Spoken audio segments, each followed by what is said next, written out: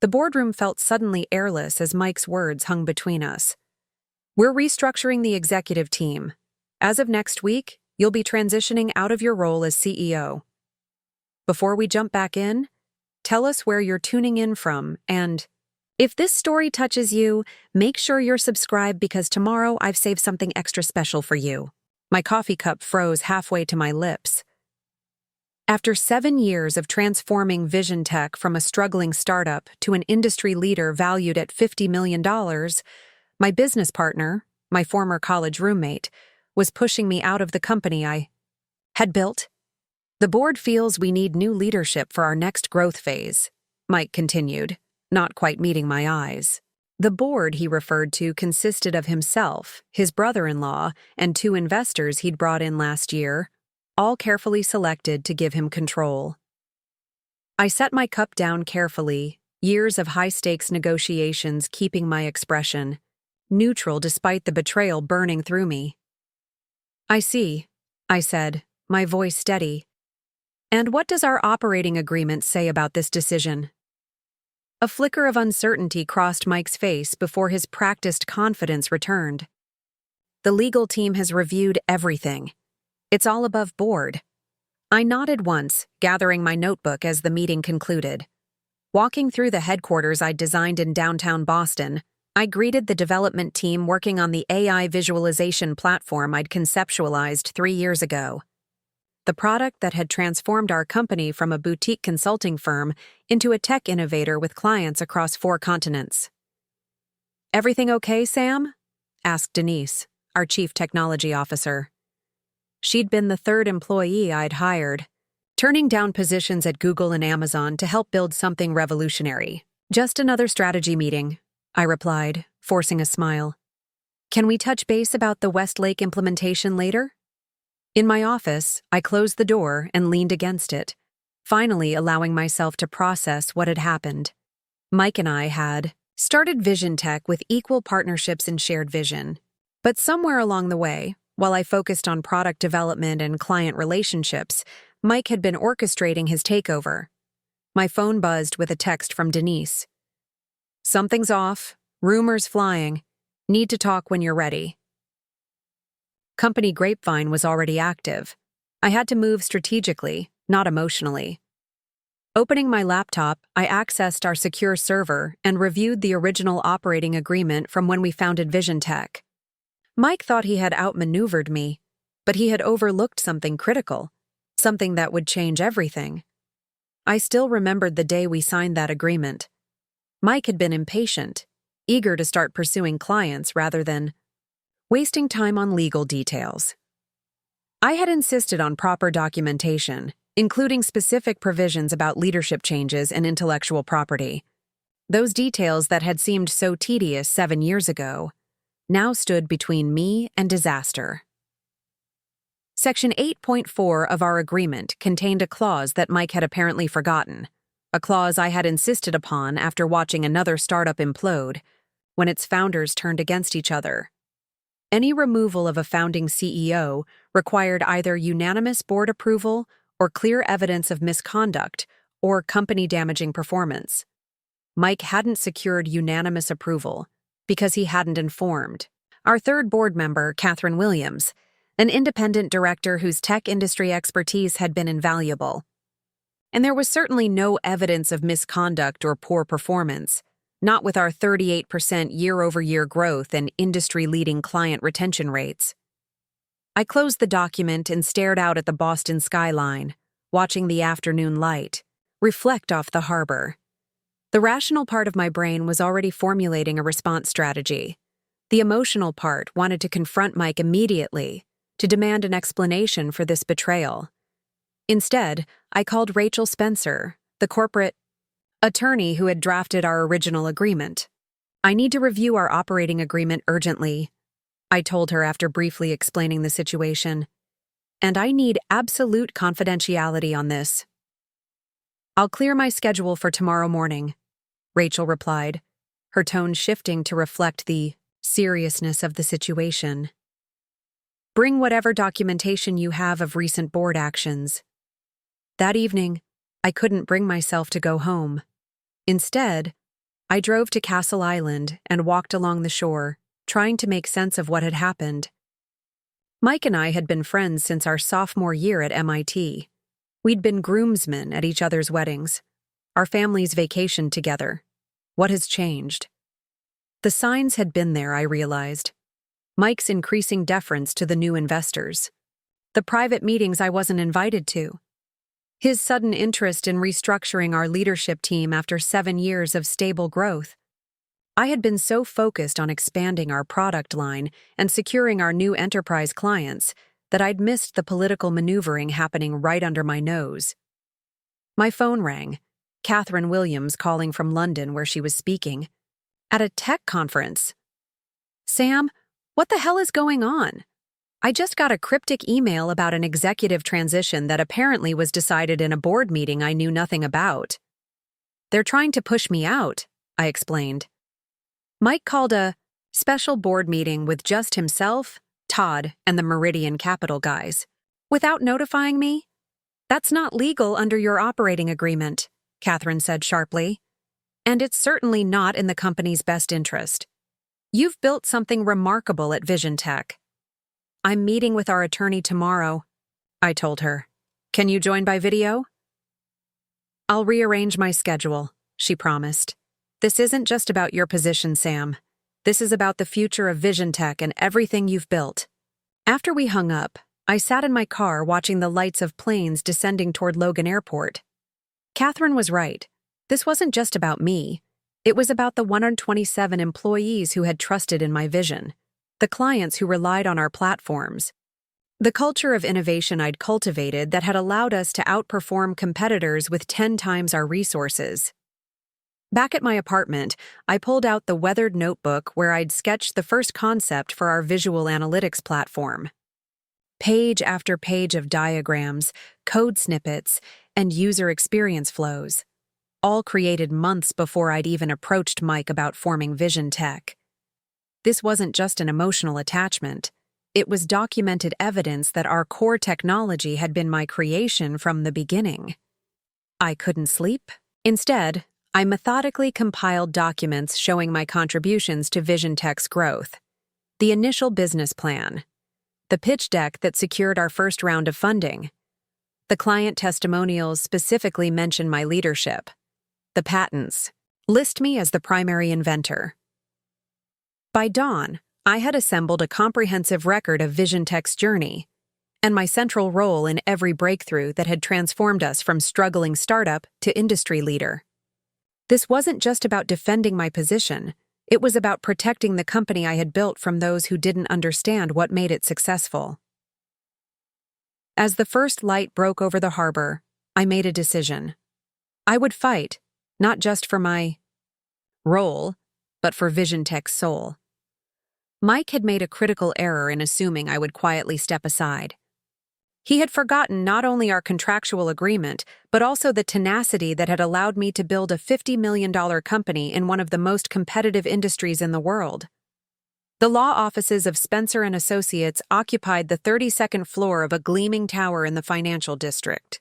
Rachel greeted me with a firm handshake, her expression grave as she ushered me into her corner office with views of the harbor. I reviewed all the documentation overnight, she said, gesturing to a stack of papers on her desk, including the original operating agreement, subsequent amendments, and board meeting minutes from the past year. Catherine joined us via secure video link, her face serious on the large monitor mounted on the wall. Let me be clear, Rachel continued. What they've attempted is not only a violation of your operating agreement, but potentially actionable as a breach of fiduciary duty. The provision requiring unanimous board approval for CEO removal is unambiguous. Mike claimed their legal team reviewed everything, I said, still puzzled by his confidence. Rachel's expression hardened.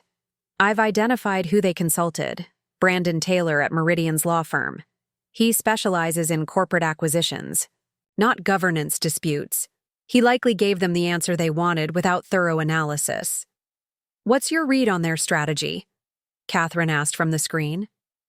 They're positioning for a potential acquisition, Rachel replied, tapping a particular document. Based on these meeting minutes from 3 months ago, a session you weren't invited to, Sam, Meridian Capital has a buyer interested in Vision Tech's AI platform, but only if they can streamline operations and leadership. The pieces suddenly clicked into place. The Hammond Technologies talks, I murmured. Mike mentioned casual interest from them last quarter, but downplayed it as exploratory. Hammond would want their own leadership team post-acquisition, Catherine noted. They'd see you as an obstacle with your founder equity and strong team loyalty. My stomach tightened as I realized the full scope of the betrayal. This wasn't just about pushing me out. It was about selling the company out from under me, capitalizing on the value I'd built without having to share the proceeds equally. What's our counter move? I asked, the shock giving way to strategic clarity. Rachel laid out 3 options: immediate legal action seeking an injunction against my removal, a direct appeal to the full board, including Catherine, to invalidate the decision, or a more subtle approach that would let Mike and his allies believe they were succeeding while we gathered more evidence. The third option gives us time to understand their full plan, Rachel advised, and potentially identify any other violations they've committed. How do we proceed without alerting them? I asked. You appear to comply, but with conditions, Rachel explained. Request a formal transition period of 60 days to ensure continuity. During that time, you document everything while we prepare legal countermeasures. Preparing and narrating this story took us a lot of time, so if you are enjoying it, subscribe to our channel. It means a lot to us. Now back to the story. Catherine nodded on screen. I can stall any formal board ratification by requesting detailed documentation and analysis, all perfectly reasonable given my fiduciary responsibilities. I considered the approach.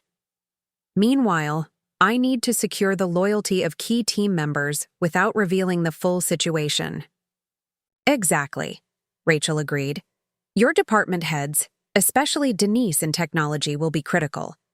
The AI platform's continued development gives you leverage. It's your brainchild, and Hammond wants it. As the strategy took shape, I felt my confidence returning. The path forward was challenging but clear. Mike had made a fundamental miscalculation in thinking I would either fight impulsively or surrender quietly. Instead, I would use the very skills that had built Vision Tech: strategic patience, attention to detail, and the ability to convert challenges into opportunities. Before leaving Rachel's office, I asked the question that had been haunting me since yesterday's boardroom ambush. Why didn't I see this coming? Rachel's expression softened slightly. Founders often don't. You've been focused on building something extraordinary. That's what you do best. People like Mike and the Meridian team specialize in capitalizing on what others build. That afternoon, I returned to Vision Tech headquarters with renewed purpose. The receptionist looked surprised to see me, further confirmation that word of my departure was already circulating. Mike was conspicuously absent, probably avoiding a confrontation. His assistant mentioned something about meetings at Meridian Capital's offices. I headed directly to Denise's workspace in the development area. We need to talk privately, I told her. Not here. 30 minutes later, we sat at a corner table, in a small cafe 3 blocks from the office, far enough to avoid being overheard by any Vision Tech employees. They're pushing you out, aren't they? Denise asked without preamble. That explains the weird meetings, the Meridian guys touring the development floor asking technical questions about implementation timelines. I nodded, gauging how much to reveal. Denise had been with me almost from the beginning, turning down multiple lucrative offers over the years to stay with Vision Tech. Her loyalty had never wavered, but this situation would test everyone's allegiances. Mike and the Meridian investors held an unauthorized board meeting yesterday, I explained. They're attempting to remove me as CEO, effective next week. Denise's expression hardened. On what grounds? We've exceeded every projection for the past 3 years. It's not about performance, I said. It's about control. They're positioning for something bigger, possibly selling to Hammond Technologies. Her eyes widened. Hammond would gut our innovation pipeline. They acquire companies for existing products, not future potential. Exactly. Which means the AI platform you and your team have been developing would be stripped for parts rather than developed to its full potential. Denise stared into her coffee. What's your plan? And how can I help without jeopardizing my team? Over the next hour, I outlined what I needed. Documentation of all development milestones that tied back to my original concepts. Security for the source code repositories to prevent unexpected reorganization, and quiet outreach to select team members whose loyalty we could count on. I'm not asking anyone to risk their positions, I emphasized. This isn't about me versus Mike. It's about protecting what we've all built together. Denise nodded slowly. Most of the dev team would walk, if they knew what was happening. They joined Vision Tech because of your vision for ethical AI applications. No one wants to build tools for Hammond's defense contracts. As we parted, Denise gripped my arm. We've got your back, Sam. Just tell us what you need. That small vote of confidence reinforced my resolve as I headed to my final task of the day, a direct conversation with Mike. I needed to establish the terms of my apparent compliance while concealing my actual strategy. My journey with Vision Tech began long, before the company even had a name. 8 years ago, I was working as a data visualization specialist at Lindale Analytics, one of those corporate behemoths where innovation went to die. Every morning, I'd squeeze onto the crowded subway, laptop bag clutched to my chest, to spend 10 hours creating charts and graphs that executives would glance at for 30 seconds during quarterly meetings. The breaking point came during a presentation to the executive team. I'd developed a dynamic visualization system that could transform complex financial data into interactive displays, something that could revolutionize how they understood market trends. The CFO interrupted me halfway through. Just give us the standard bar charts, Sam. Nobody has time to learn new systems. That night, I sketched the first prototype of what would become Vision Tech's core platform. I envisioned a system that made complex data not just visible, but intuitive. Something that revealed patterns the human eye might miss, but presented them in ways the human mind could instantly grasp. I left Lindale 2 weeks later, cashing out my modest 401k to fund 6 months of independent development. My wife, Jessica, supported the decision despite the financial uncertainty.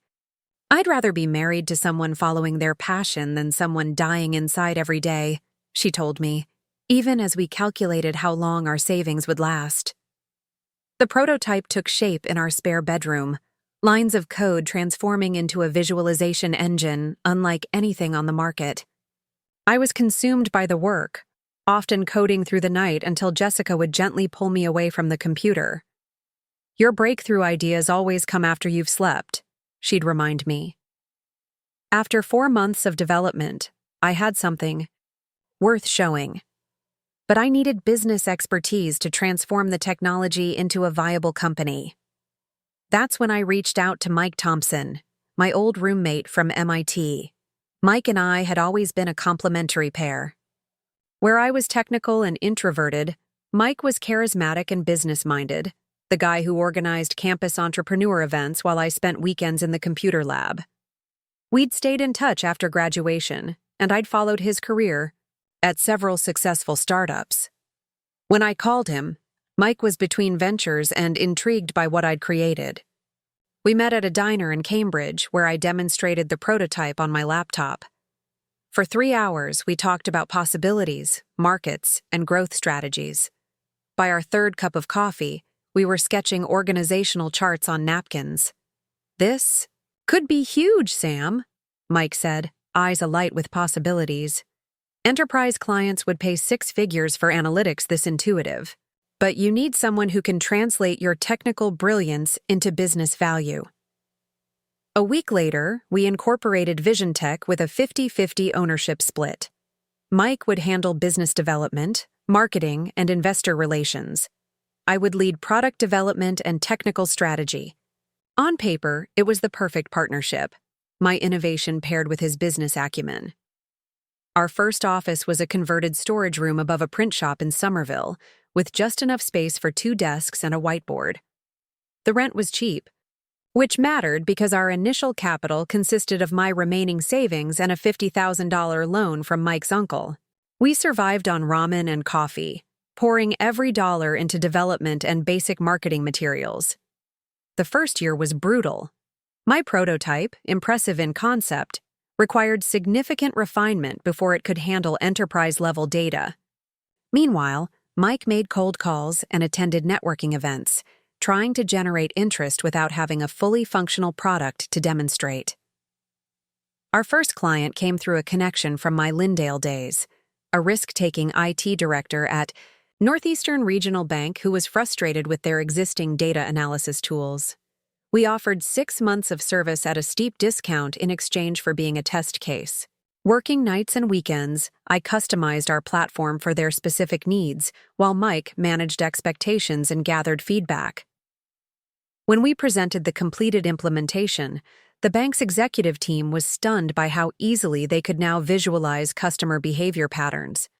One vice president actually gasped when I demonstrated how our system had identified a significant untapped market segment in their data that their previous analytics had missed. That success gave us both momentum and valuable client testimonials.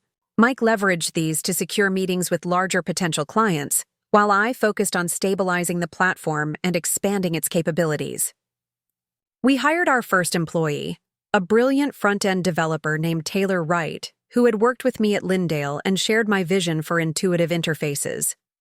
By the 18-month mark, Vision Tech had grown to 7 employees and moved to a proper office in a downtown Boston WeWork space. We were still operating on tight margins, reinvesting nearly every dollar into development and strategic hiring. Our client list had expanded to include 3 regional banks and a healthcare provider, all using customized versions of our platform. Turning point came in our second year, when I developed a breakthrough algorithm that could identify correlations across seemingly unrelated data sets, something that would become our signature advantage. This innovation transformed Vision Tech from a visualization tool into a predictive analytics powerhouse. Mike immediately grasped the market implications. "This changes everything," he said after I demonstrated the new capability. "We're not just showing clients what happened anymore, we're helping them see what's coming." His enthusiasm translated into an aggressive sales strategy that secured us meetings with Fortune 500 companies. In one particularly memorable pitch to Carrington Healthcare, Mike's polished presentation set the stage perfectly for my technical demonstration. When I showed their executive team how our system could have predicted their recent patient readmission crisis using their existing data, their CIO leaned forward and asked, "When can we start implementation?" That contract, worth $1.2 million, over 3 years, put Vision Tech on solid financial ground for the first time. We expanded to a team of 15, including Denise Martinez, a brilliant data scientist I recruited from Stanford's AI program to lead our technical development. With Denise on board, our innovation accelerated, leading to 3 patents that would become cornerstones of our intellectual property portfolio. Mike's role evolved as well. His natural networking abilities and strategic thinking helped us navigate the complex enterprise sales environment. He cultivated relationships with industry analysts, securing favorable mentions in key reports that boosted our credibility. He also began exploring funding options beyond our initial bootstrap approach. "We're at an inflection point," he explained during one of our strategy sessions. "We can continue growing organically at 30–40% annually, or we can secure investment, capital, and scale more aggressively." I was hesitant. Horror stories about founders losing control after taking venture money were common in the tech world. What about maintaining our vision, our independence? Mike assured me we would structure any investment carefully. "We'll maintain majority control. I'll make sure of it." After months of discussion, we agreed to seek limited outside investment. Catherine Williams entered our story at this point, a respected technology executive who had scaled several successful companies. She wasn't just bringing capital, she brought credibility and strategic guidance that proved invaluable as we expanded. Catherine's investment came with a board seat as an independent director, creating a 3-person board: Mike, Catherine, and myself. This structure would later prove crucial when Mike attempted his takeover. With Catherine's investment and guidance, Vision Tech accelerated into its growth phase. We expanded to 30 employees, then 50, then 70. Our client list grew to include major financial institutions, healthcare systems, and retail chains across North America. Revenue climbed steadily: $3 million in year 3, $8 million in year 4, $17 million in year 5. Throughout this growth period, our partnership seemed solid. Mike and I had complementary skills and distinct responsibilities. I led product development, technical innovation, and client implementation. He managed investor relations, business development, and organizational scaling. We made major decisions together, often debating vigorously, but ultimately finding common ground. When we disagreed, it was usually about growth strategy. I favored methodical expansion with a focus on product excellence. Mike pushed for faster scaling and market share acquisition. These differences seemed healthy, the natural tension between innovation and commercialization that drives successful technology companies. In our 5th year, we faced a critical decision point when Hammond Technologies, a larger competitor, approached us with acquisition interest. Hammond had a reputation for acquiring innovative companies, extracting their technology, and discarding the original teams. The offer, $28 million, was substantial for a company our size. After extensive discussions, we declined. "We're just hitting our stride," I argued. "Our newest AI visualization modules have potential beyond what Hammond is valuing." Mike agreed, though in retrospect, his enthusiasm seemed tempered.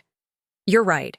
We're worth more than they're offering, and the market is just starting to understand what we've built." Instead of selling, we raised additional capital through a Series B round that valued Vision Tech at $35 million. This funding came primarily from Meridian Capital Partners, a firm Mike had cultivated relationships with over the previous year. Todd Brenner, Mike's brother-in-law who had experience in scaling technology companies, joined our executive team as Chief Operating Officer around this time, another decision that would later prove significant. The Meridian investment brought 2 of their partners onto our board as observers, not voting members, but participants in discussions. I was initially concerned about their influence, but was reassured by both Mike and Catherine that this was standard practice and wouldn't affect our control. Vision Tech continued its upward trajectory over the next 2 years. Our AI-driven visualization platform evolved into a comprehensive enterprise intelligence system used by over 80 major corporations. Annual recurring revenue reached $22 million, and our team expanded to 127 employees across offices in Boston, Chicago, and Austin. Industry recognition followed. We won innovation awards from both Tech Forward and Enterprise AI Quarterly. I was profiled in Technology Leader magazine as a visionary reimagining how businesses understand their data. These accolades reinforced our decision to remain independent rather than selling to Hammond. Throughout this period, my focus remained on product development and technical innovation. Our development team, led by Denise, created increasingly sophisticated algorithms that extended our competitive advantage. My personal attention centered on our next-generation platform incorporating adaptive learning capabilities, the project that would ultimately become the focal point of the Power Struggle with Mike. Looking back, I can identify the subtle shifts that preceded the crisis. Mike began spending more time with the Meridian partners in closed-door sessions. Board meeting agendas increasingly focused on strategic options and market positioning rather than product roadmaps. Todd started requesting unusual access. to intellectual property documentation and client contracts. 6 months before Mike's ambush, Hammond Technologies renewed their acquisition interest, this time through back channels via Meridian rather than a direct approach. When Mike mentioned it casually during lunch, I reiterated my concerns about Hammond's pattern of dismantling acquired companies. "Just exploring options," Mike said dismissively. "Always good to know our market value." I should have recognized these signals, but I was immersed in finalizing our adaptive analytics engine, a breakthrough that would increase our value proposition dramatically. The customer excitement during beta testing was unprecedented, with one Fortune 100 CIO calling it the holy grail of enterprise intelligence.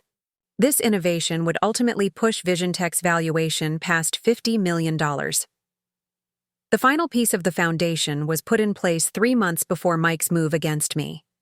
Meridian Capital facilitated a secondary offering that allowed early SA employees to sell some of their equity, a liquidity event that seemed positive but strategically realigned voting power. Mike encouraged me to sell a portion of my shares to diversify your personal portfolio, but something held me back. That instinct to maintain my equity position would prove crucial in the coming conflict. As VisionTech approached its 7th anniversary, all external indicators pointed to extraordinary success. We had transformed from a 2-person startup operating above a print shop to a recognized industry leader with global clients. Our technology has evolved from a visualization tool to an AI-powered intelligence platform driving business decisions for major corporations. Valuation had increased from our initial investment of less than $100,000 to over $50 million. Yet beneath this success, fault lines had formed in the relationship that started it all. Mike, the business partner I had trusted with half of my vision, was executing a carefully orchestrated plan to seize control of everything we had built together. The stage was set for a confrontation that would test not just our legal agreement, but the resilience and determination that had built VisionTech in the first place. And Mike was about to discover that he had critically underestimated both. Mike was already in his office when I arrived at VisionTech headquarters the following morning. Through the glass walls, I could see him on the phone, gesturing animatedly. This conversation was too important to have through his assistant or via text. I needed to look him in the eyes. When his call ended, I knocked and entered without waiting for a response. Mike looked up, momentarily surprised before his expression shifted to practiced neutrality. "Sam, I figured you might take a few days to process things."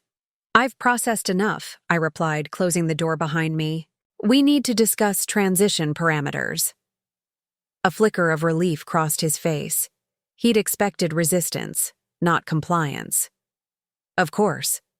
Todd is drafting an exit package that's more than fair.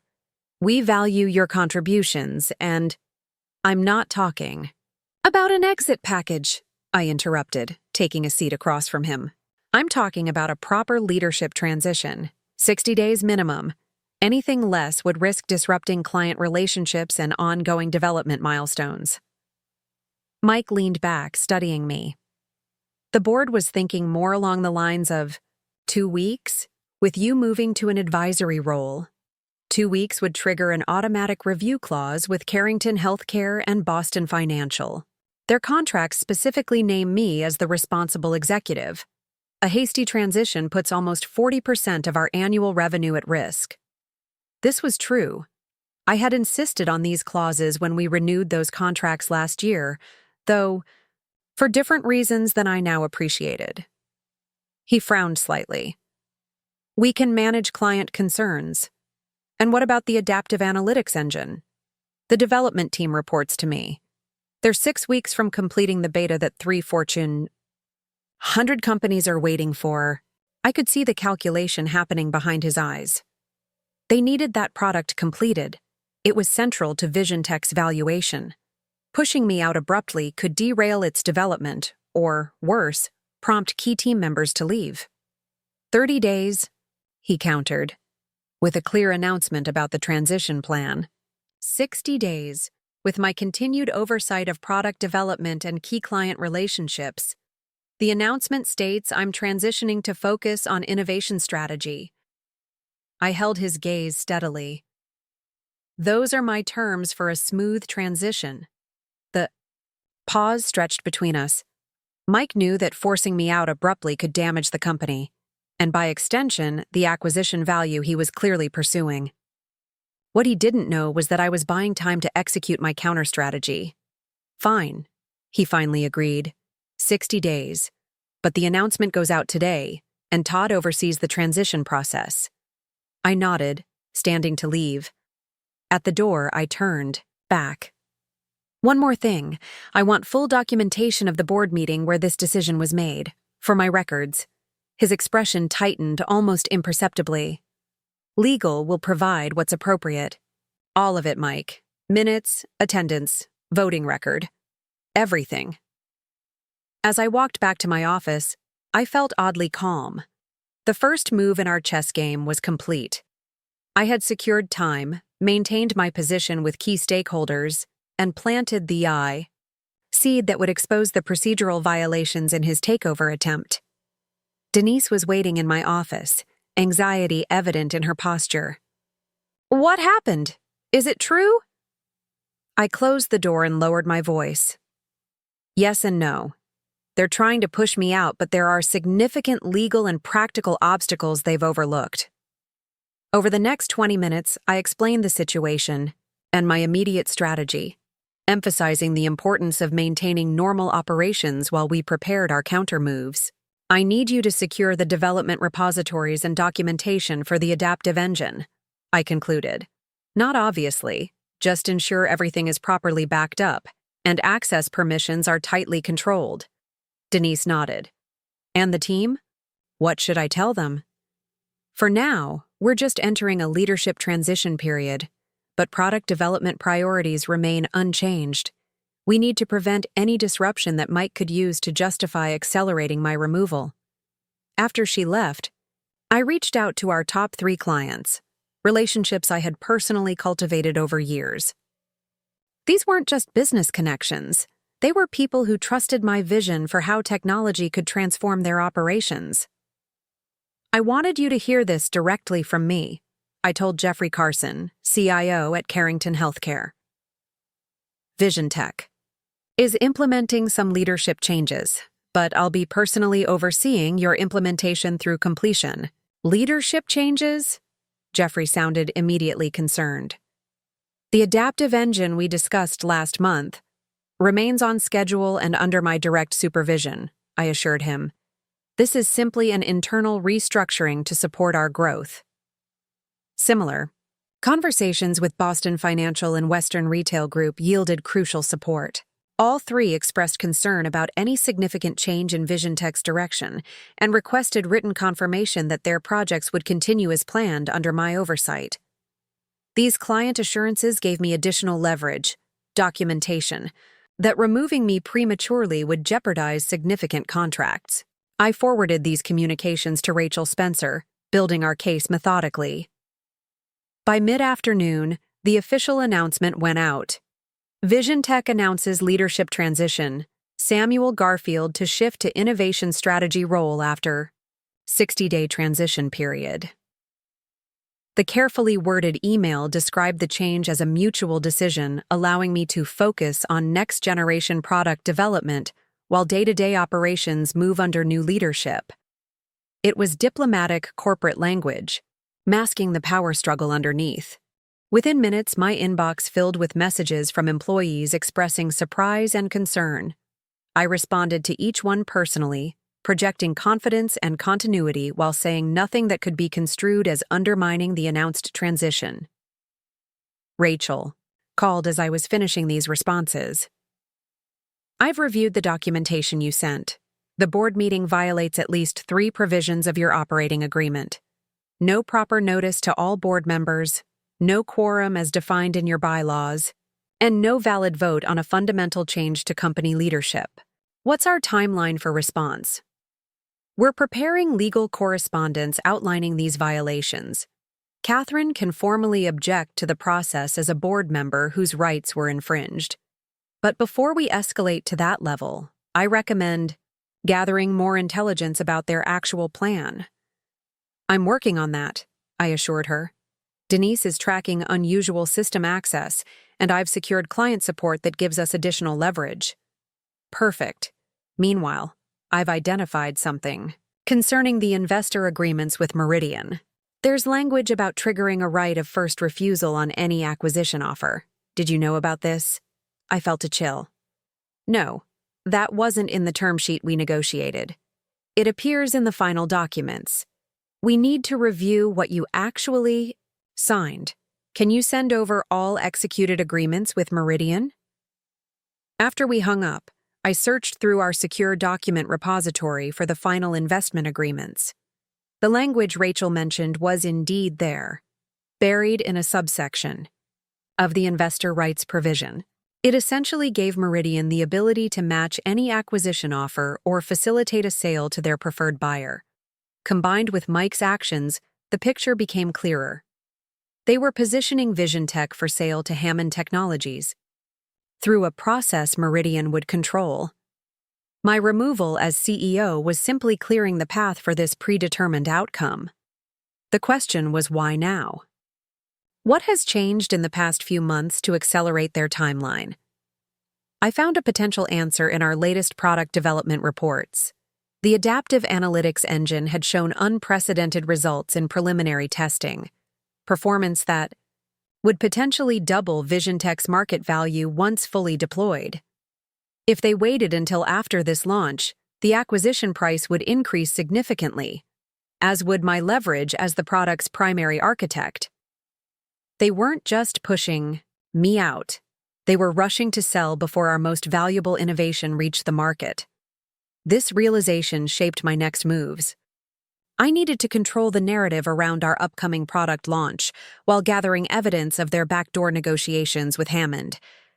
I also needed allies beyond Denise and Catherine, people with specific knowledge or influence who could support my position. Taylor Wright, our first employee who now led user experience design, was my next conversation. Taylor had been with Vision Tech almost from the beginning and had turned down multiple offers from larger tech companies out of loyalty to our vision. I need your complete honesty, I said when we met in a coffee shop 2 blocks from the office. Have you noticed anything unusual about access to product design specifications? Anyone requesting documentation outside normal channels? Taylor hesitated. Todd asked for comprehensive UX specifications last month, all access flows and decision trees for the adaptive engine. Said it was for a security audit, but it felt off. That's executive-level detail they've never cared about before. Did you provide it? A simplified version. I figured if it was really important, they'd come back with specifics. Taylor studied my expression. This is about more than a leadership transition, isn't it? I weighed how much to reveal. Taylor was trustworthy, but every person who knew increased the risk of Mike discovering my counter-strategies. The transition isn't what it seems, I acknowledged. I'm working to protect Vision Tech's future, including the team we've built. I need you to continue normal operations, but document any unusual requests or access patterns. You've got it. The team's with you, Sam. Most of us came here because of your vision for what technology should be. This pattern repeated in careful conversations with key personnel across departments. Without explicitly revealing the power struggle, I established an informal network of loyal employees who would alert me to any suspicious activities while maintaining normal operations. By the end of the first week following Mike's announcement, I had accomplished several critical objectives, secured a 60-day transition period, established documentation of the procedural violations in my removal, identified the likely acquisition strategy driving the timeline, maintained strong client relationships, and cultivated an internal network of information sources. What I hadn't done was confront Mike directly about his betrayal. That wasn't an emotional luxury I could afford while executing a strategic response. Personal feelings, the hurt of betrayal by someone I had considered both partner and friend, had to be compartmentalized. The following Monday, Catherine returned from London and requested an immediate board meeting to discuss corporate governance concerns. Her formal communication, copied to all board members including the Meridian observers, cited specific bylaw provisions requiring proper notice and participation of all directors in fundamental decisions. Mike attempted to deflect, suggesting a private conversation instead of a formal meeting. Catherine held firm, leveraging her position as an independent director with fiduciary responsibilities. "This is a matter of proper corporate governance," she wrote in response to his deflection. "As a board member, I must insist on reviewing the process by which this significant leadership change was decided, as I received no notice of the meeting where this vote allegedly occurred." The meeting was scheduled for Wednesday, 9 days after Mike's initial ambush. In the interim, I focused on 2 parallel tracks: continuing normal business operations to demonstrate my value and gathering evidence of the Hammond acquisition plans. The breakthrough came from an unexpected source. Lisa Daniels, our head of marketing, approached me discreetly after a product strategy meeting. "You should know the Meridian guys asked me to prepare confidential materials last month," she said, keeping her voice low. "Comprehensive case studies, client success metrics, market penetration analysis, everything a potential acquirer would want to see." They said it was for strategic partnership discussions, but it looked like acquisition due diligence to me. Did they mention who the potential partner was? Not explicitly, but I saw Hammond Technologies in the metadata of a document template they provided. "I figured you knew about this." I thanked her for the information, maintaining a neutral expression despite the significance of this confirmation. With Lisa's help, I obtained copies of the materials prepared for these strategic partnership discussions, compelling evidence of acquisition preparations happening behind my back. The board meeting on Wednesday became the first public confrontation in our power struggle. Mike attempted to control the narrative, describing the leadership change as a mutual decision reached. "After extensive discussion, Sam and I have been talking about role adjustments for months," he claimed smoothly. His strengths have always been in product innovation, not day-to-day operations. This transition allows him to focus on what he does best. Catherine wasn't having it. That contradicts what Sam has told me directly, and it doesn't explain why I received no notice of the board meeting where this decision was supposedly approved. "It was a special session called to address urgent business matters," Mike explained. "We made multiple attempts to reach you. I've checked my email, voicemail, and messages. There's no record of any contact regarding a board meeting," Catherine countered. "And our bylaws specifically require 48-hour notice to all directors for any meeting where fundamental business decisions will be considered." Todd, sitting beside Mike, intervened. "We're getting caught up in procedural details when we should be focusing on the company's future. The decision has been announced publicly. Unwinding it now would create confusion in the market and among employees." "Procedural details are governance foundations," Catherine replied firmly. "If we're bypassing established protocols for leadership changes, what other foundational principles are being ignored?" The tension in the room was palpable. The Meridian observers shifted uncomfortably as the conversation revealed the governance violations they had tacitly supported. I remained strategically quiet during this exchange, allowing Catherine to lead the governance challenge while I studied reactions around the table. When I finally spoke, my focus was practical rather than accusatory. "My priority remains Vision Tech's success, regardless of my title," I said calmly. "The adaptive analytics engine launches in 7 weeks. 3 major clients have built their strategic plans around this technology. I suggest we table governance discussions until after this launch to avoid disrupting our most significant product release to date." This reasonable position put Mike in a difficult spot. Rejecting it would expose his willingness to risk product delays to accelerate my removal. Accepting it would give me additional time to strengthen my position. "That seems sensible," Catherine agreed immediately. "While maintaining the current transition timeline, we ensure product continuity through this critical launch." Mike had little choice but to concur, though his expression revealed his frustration at this check to his strategy. Of course, the product launch remains our top priority. Sam will continue leading that initiative as planned. As the meeting concluded, I had secured another tactical victory, maintaining my leadership of our most valuable product through its market introduction, which would significantly increase my leverage in any resolution scenario. The following days brought a delicate balance of normal business operations and strategic interactions. I gave Mike no legitimate reason to accelerate my removal, delivering on all operational commitments while preparing for the eventual confrontation. Rachel Spencer continued building our legal position, documenting multiple governance violations, and reviewing all agreements for additional leverage points. They've created a very vulnerable position for themselves, she advised during one of our daily updates. The procedural violations alone could justify nullifying the leadership change decision. 3 weeks into the transition period, I received confirmation of what we had suspected. An employee in the finance department overheard Todd discussing financial models for a Hammond integration scenario during a call he thought was private. This concrete evidence of the acquisition plans allowed us to shift from defense to offense.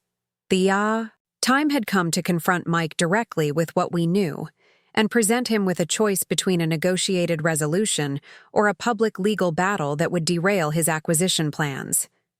The conversation would require careful calibration, enough force to make the threat credible without pushing him into a corner where he might act impulsively. I scheduled a private meeting, away from the office where we might be observed or interrupted.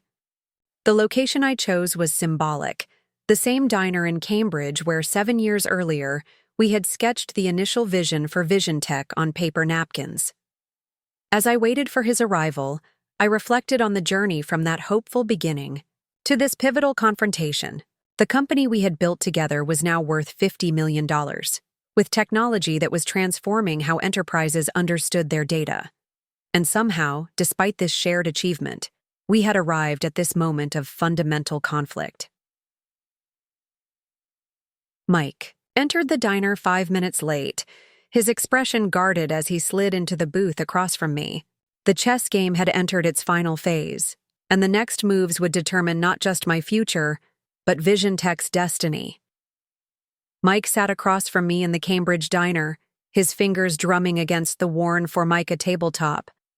The nostalgic location wasn't lost on him. His eyes briefly swept across the booth where we had once sketched our dreams on napkins. "You wanted to talk privately," he said, his tone cautious. "I assume this was about finalizing your transition package." "No," I replied evenly. "This is about Hammond Technologies." The slight widening of his eyes confirmed everything. I placed a folder on the table between us, sliding it toward him without breaking eye contact. "What's this?" he asked, not touching it. "Evidence of an attempted corporate takeover that violates our operating agreement, board governance requirements, and my rights as a founding partner." I kept my voice low, though the diner was nearly empty. Detailed documentation of undisclosed negotiations with Hammond Technologies, coordinated through Meridian Capital, deliberately concealed from me and Catherine. Mike's expression hardened. "You've been spying on company communications?" "I've been protecting the company I built from being sold out from under me," I corrected. "The company that exists because of my technology, my vision, and my leadership." He leaned back, studying me with newfound wariness. "What exactly do you want, Sam?" "I want the board to formally rescind the leadership change decision due to procedural violations. I want written acknowledgement that any acquisition discussions require unanimous board approval per our operating agreement. And I want full transparency on all communications with Hammond Technologies to date." A disbelieving laugh escaped him. "You're demanding I reverse course completely after we've already announced the transition publicly? Do you know what that would do to our credibility?" "Less damage than a public legal battle exposing governance violations and undisclosed conflicts of interest," I replied calmly. "Less damage than our 3 largest clients pulling their contracts when they learn you've been planning to sell them to Hammond without their knowledge." The server approached with coffee, interrupting momentarily.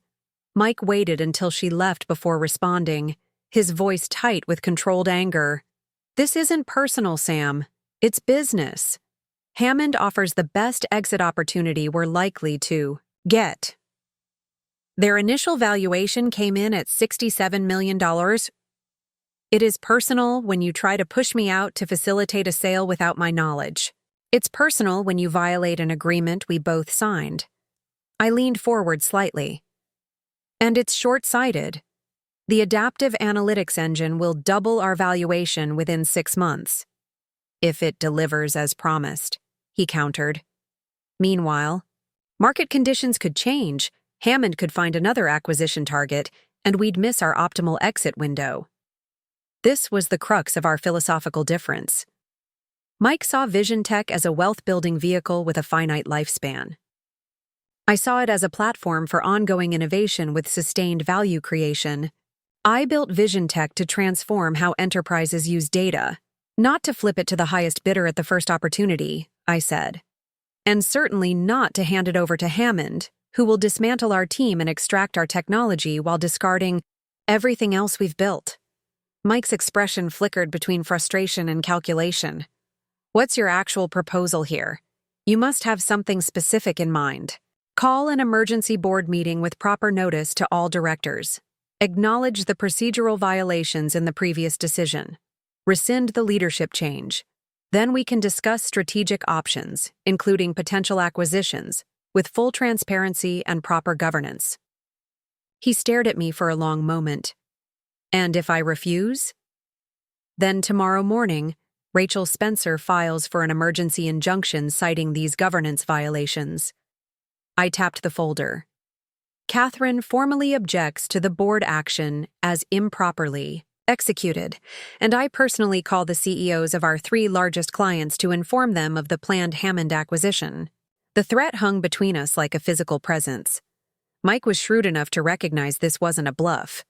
The documentation in that folder, combined with the procedural violations already established, created significant legal leverage. "Need 24 hours to consider options," he finally said. "You have 12, I replied. "This situation has dragged on long enough." As he left the diner, his posture rigid and contained anger, I felt no satisfaction, only a weary determination to protect what I had built. The friendship that had once been the foundation of our partnership now seemed irretrievably damaged. But Vision Tech itself, the technology, the team, the vision, was worth fighting for regardless of personal cost. Back at my apartment, I updated Rachel and Catherine on the confrontation and Mike's request for time to consider our demands. Both advised caution, warning that Mike might use this window to accelerate countermeasures. "Be prepared for anything," Rachel advised.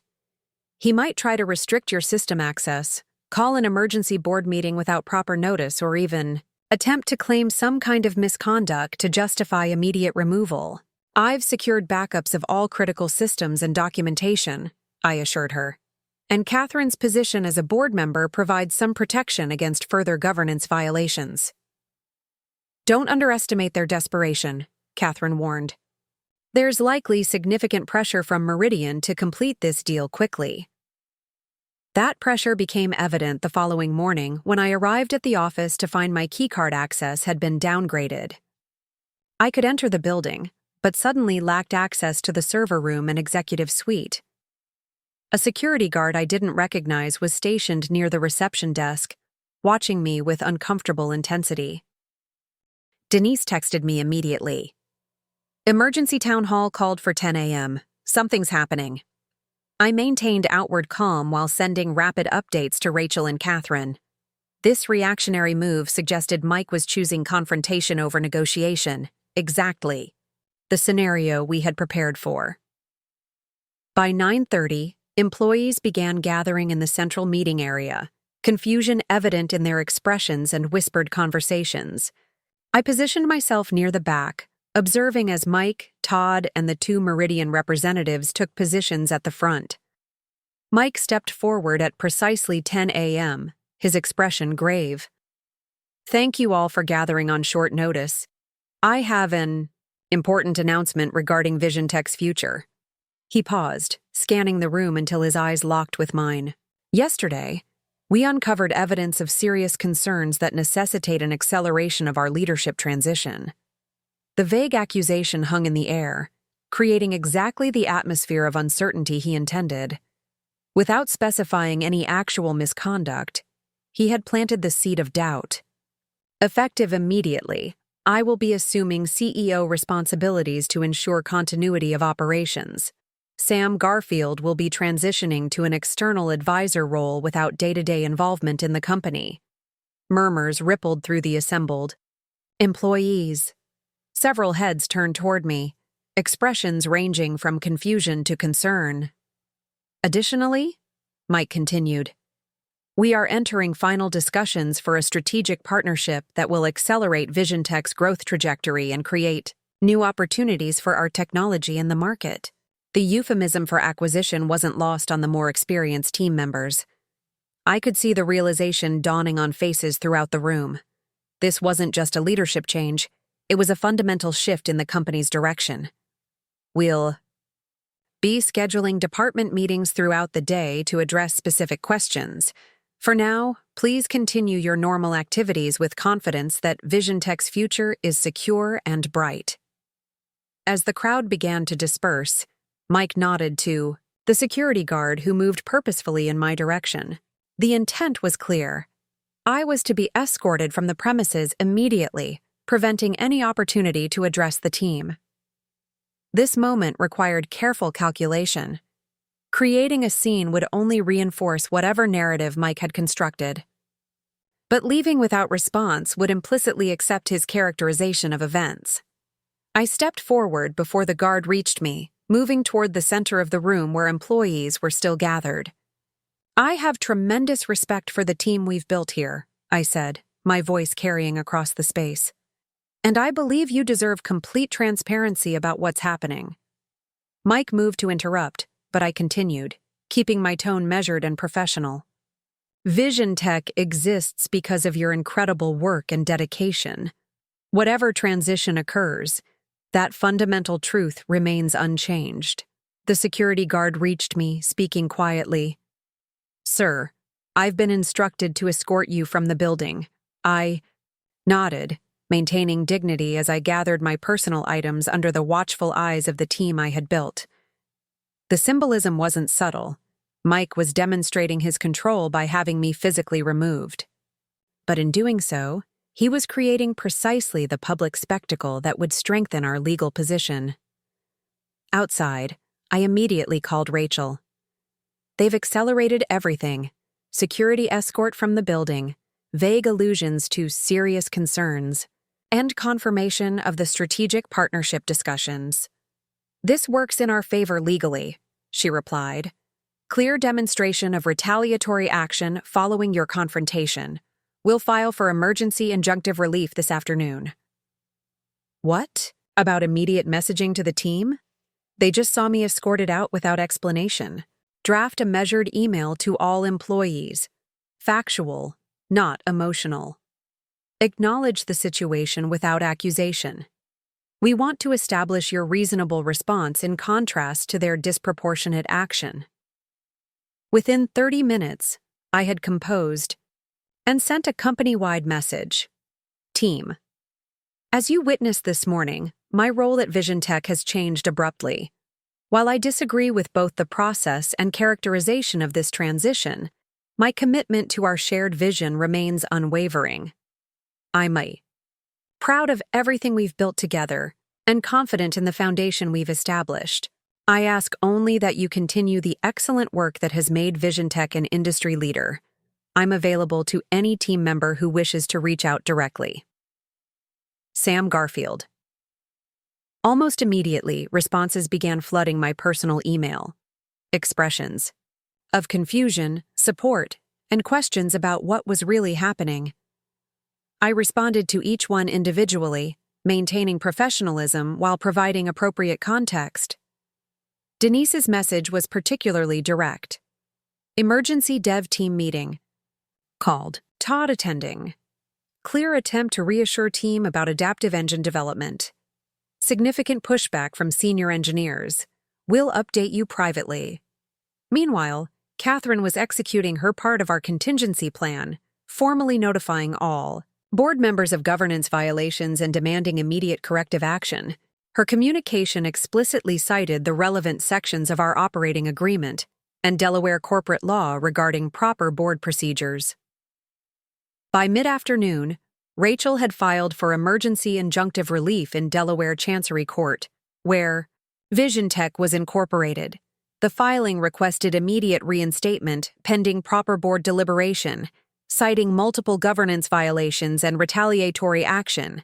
The legal process would take time, but the immediate filing created pressure on Mike and the Meridian investors. Any acquisition discussions with Hammond would now be complicated by pending litigation, challenging the very authority of those conducting the negotiations. Rather than wait passively for legal proceedings to unfold, I initiated direct contact with our key clients. These relationships had been built on trust and personal connection over years, bonds that wouldn't be easily transferred to new leadership, especially under controversial circumstances. I wanted to speak with you directly about the leadership changes at Vision Tech, I told Jeffrey Carson at Carrington Healthcare during a carefully worded call. While I can't discuss specific details due to pending legal matters, I want to assure you that your implementation remains my highest priority, regardless of my official title. Jeffrey's response was exactly what I had hoped for. Our contract is with Vision Tech, but our relationship is with you, Sam. We have serious concerns about this sudden change and its potential impact on our project. Similar conversations with Boston Financial and Western Retail Group yielded comparable responses, professional concern about continuity and explicit connection between their confidence and my involvement. These client reactions created additional leverage. Mike could force me out of the building, but he couldn't force clients to maintain their confidence in Vision Tech without me. And with the adaptive analytics engine launch approaching, a product inextricably associated with my vision and leadership, their concerns carried significant weight. By evening, the battle lines were clearly drawn. Mike had control of the physical office and formal authority, at least temporarily. I had legal action underway, client relationships, and the loyalty of key team members, particularly within the critical development group led by Denise. This stalemate could have continued for weeks through legal maneuvering and corporate politics. What changed the dynamic was an unexpected development the following morning. The Hammond Technologies CEO, Richard Blackwell, contacted me directly. This unusual step, reaching out to the person being removed from leadership, suggested awareness of the precarious legal position surrounding any potential acquisition. I understand there's some internal disagreement about Vision Tech's direction, he began diplomatically during our call. Hammond values the technology platform you've built, but we're concerned about acquiring a company embroiled in leadership, disputes, and potential litigation. This direct contact created a new strategic opening. Hammond clearly wanted Vision Tech's technology, but was wary of the complications Mike's actions had created. This concern could be leveraged into pressure for a more reasonable resolution. The dispute isn't about whether Vision Tech should consider strategic partnerships, I explained carefully. It's about proper governance and respect for founding agreements. Any acquisition built on improper foundation risks future challenges. Blackwell, an experienced corporate executive, understood the subtext immediately. What would you consider a proper process for evaluating potential partnerships, including with Hammond? Transparent board deliberation with all directors properly notified and participating. Full disclosure of terms and implications to key stakeholders, and recognition of the intellectual property considerations central to Vision Tech's value. The conversation ended with Blackwell's assurance that Hammond would not proceed with any acquisition until the leadership situation was appropriately resolved. This effectively paused the very timeline Mike and Meridian had been racing to. Accelerate. I immediately forwarded documentation of this call to Rachel, who recognized its strategic value. This changes the dynamic completely, she noted. Hammond's hesitation creates significant pressure on Mike and Meridian to resolve this dispute quickly rather than through protracted litigation. That pressure became evident when Mike contacted me later that afternoon, not with capitulation, but with an invitation to mediation. This public conflict benefits nobody, he argued. Let's find a reasonable resolution that addresses both your concerns and the company's future needs. His sudden interest in reasonable resolution wasn't surprising given Hammond's hesitation and our legal filing. The leverage had shifted perceptibly in my favor, though not so decisively that victory was assured. I'm open to mediation, I agreed, provided all legal actions against me are immediately retracted, including any claims of serious concerns that justified my removal from the premises. This condition was non-negotiable. I wouldn't enter negotiations with unspecified accusations hanging over me, potentially undermining my position or damaging my professional reputation. After consultation with Meridian and their attorneys, Mike agreed to this condition. By the following morning, a formal retraction had been distributed to all employees, characterizing the previous allegations as miscommunications during a period of transition stress and apologizing for the handling of the situation. This public retreat represented the first concrete victory in our power struggle, not just the withdrawal of specific claims, but recognition that their approach had been flawed and potentially damaging to the company they claimed to be protecting. The stage was now set for mediation that would determine not just my personal future with Vision Tech, but the company's direction and independence. After weeks of behind-the-scenes maneuvering and public confrontation, we were approaching the pivotal moment that would resolve the fundamental question: who would control the $50 million company I had built? The answer would emerge through a process far more complex than Mike had anticipated when he confidently informed me, "You're out." The contract he had forgotten, both literally in terms of our operating agreement and figuratively in terms of the trust upon which our partnership was built, was about to take center stage in determining Vision Tech's fate.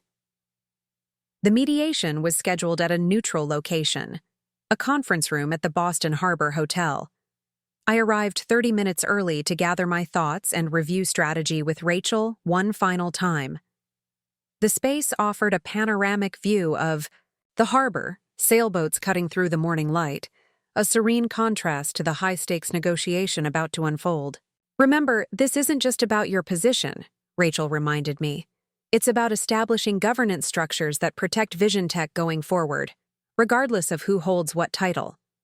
I nodded, watching as Catherine arrived, followed shortly by Mike Todd and the two Meridian representatives. Their attorney, Brandon Taylor, completed the group. The tension in the room was palpable as everyone took their positions around the conference table. The mediator, Judge Eleanor Martinez, retired from the Delaware Chancery Court, began by establishing ground rules. "We're here to find a resolution that serves the company's best interests while respecting legal agreements and shareholder rights. This isn't about winning or losing. It's about finding sustainable common ground." Her no-nonsense approach set the tone immediately. This wouldn't be a forum for accusations or emotional appeals, but for substantive resolution of the governance crisis. Mike spoke first, presenting the narrative that Vision Tech required new leadership to maximize its market potential. "The company has reached an inflection point," he argued. "The opportunity with Hammond represents optimal shareholder value that may not be available in 6 months or a year." I listened without interruption, noting how carefully he avoided mentioning the procedural violations that had triggered our legal challenge. Instead, he focused entirely on the business rationale for the Hammond acquisition: $67 million valuation, complementary market position, enhanced distribution channels. When my turn came, I focused on 3 key points: the governance violations that had occurred, the intellectual property considerations central to Vision Tech's value, and the evidence that our adaptive analytics engine would significantly increase company valuation within months. This dispute isn't about whether strategic partnerships should be considered, I explained.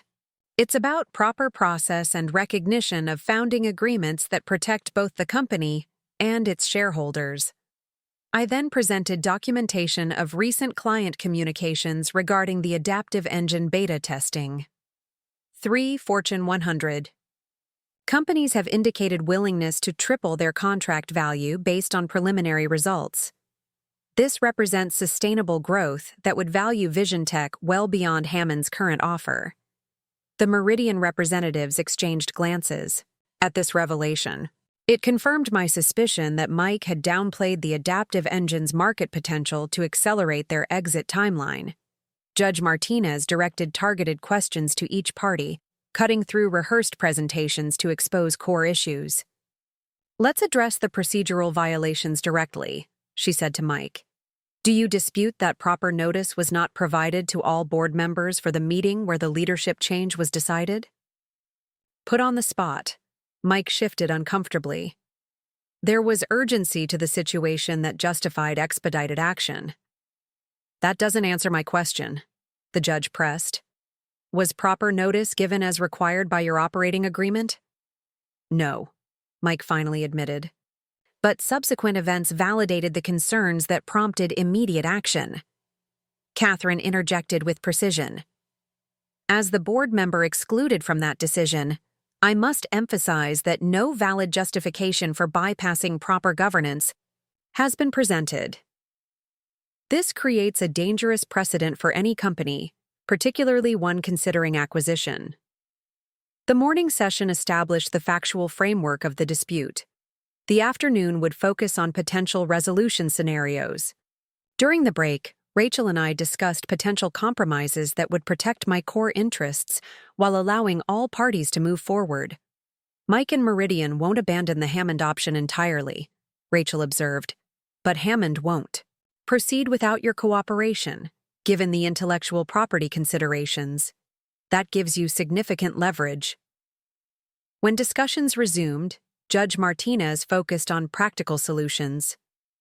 "Rather than rehashing grievances, let's explore structures that would address legitimate interests on both sides." Brandon Taylor, representing Mike and Meridian, proposed a settlement structure. "I would step back from operational leadership but retain substantial oversight of product development as Chief Technology Officer. The board would be expanded to include additional independent directors, diluting any single faction's control. Hammond's acquisition offer would receive formal consideration through proper board processes. This approach respects Sam's technical contributions while allowing the company to explore value-maximizing opportunities," Taylor argued. Rachel countered with our position. "Full rescission of the improper board actions, my reinstatement as CEO, and commitment to a governance structure that required supermajority approval for any acquisition or major strategic shift. The fundamental issue is trust," Rachel emphasized. "Actions taken in secret without proper governance have damaged the foundation of the partnership. Restoration of proper leadership must precede any strategic discussions." Judge Martinez listened carefully, then addressed all parties directly. "I see legitimate interests on both sides. The procedural violations are clear and significant. Equally clear is that some relationship damage may be irreparable. The question becomes, what structure best protects the company while acknowledging this new reality?" She then proposed a framework that surprised all of us with its elegance.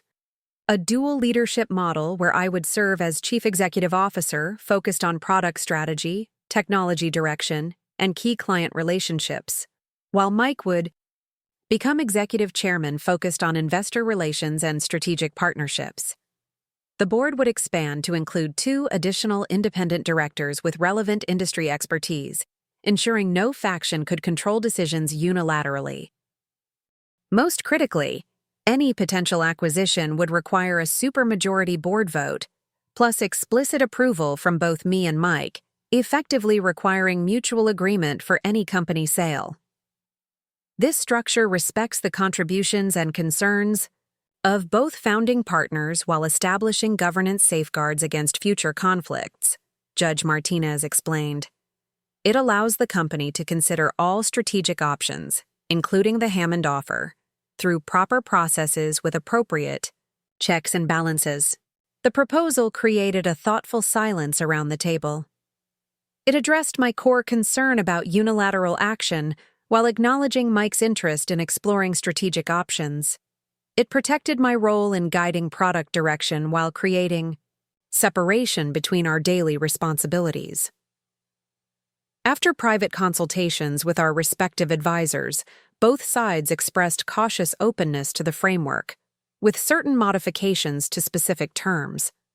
The mediator directed us to work through these details, setting a deadline of 5 p.m. to reach preliminary agreement.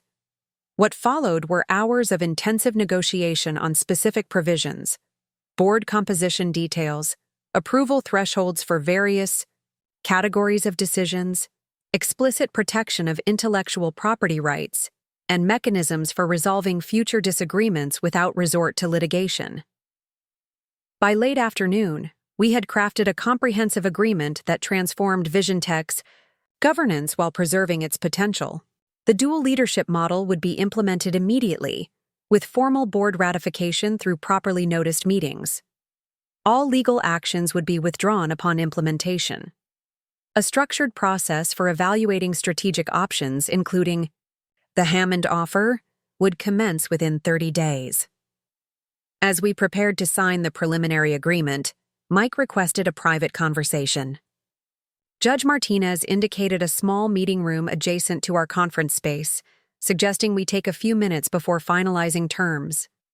Once alone, Mike's carefully maintained professional demeanor softened slightly. "This isn't how I wanted things to play out," he said, the first acknowledgement of regret he had offered. "What did you expect would happen?"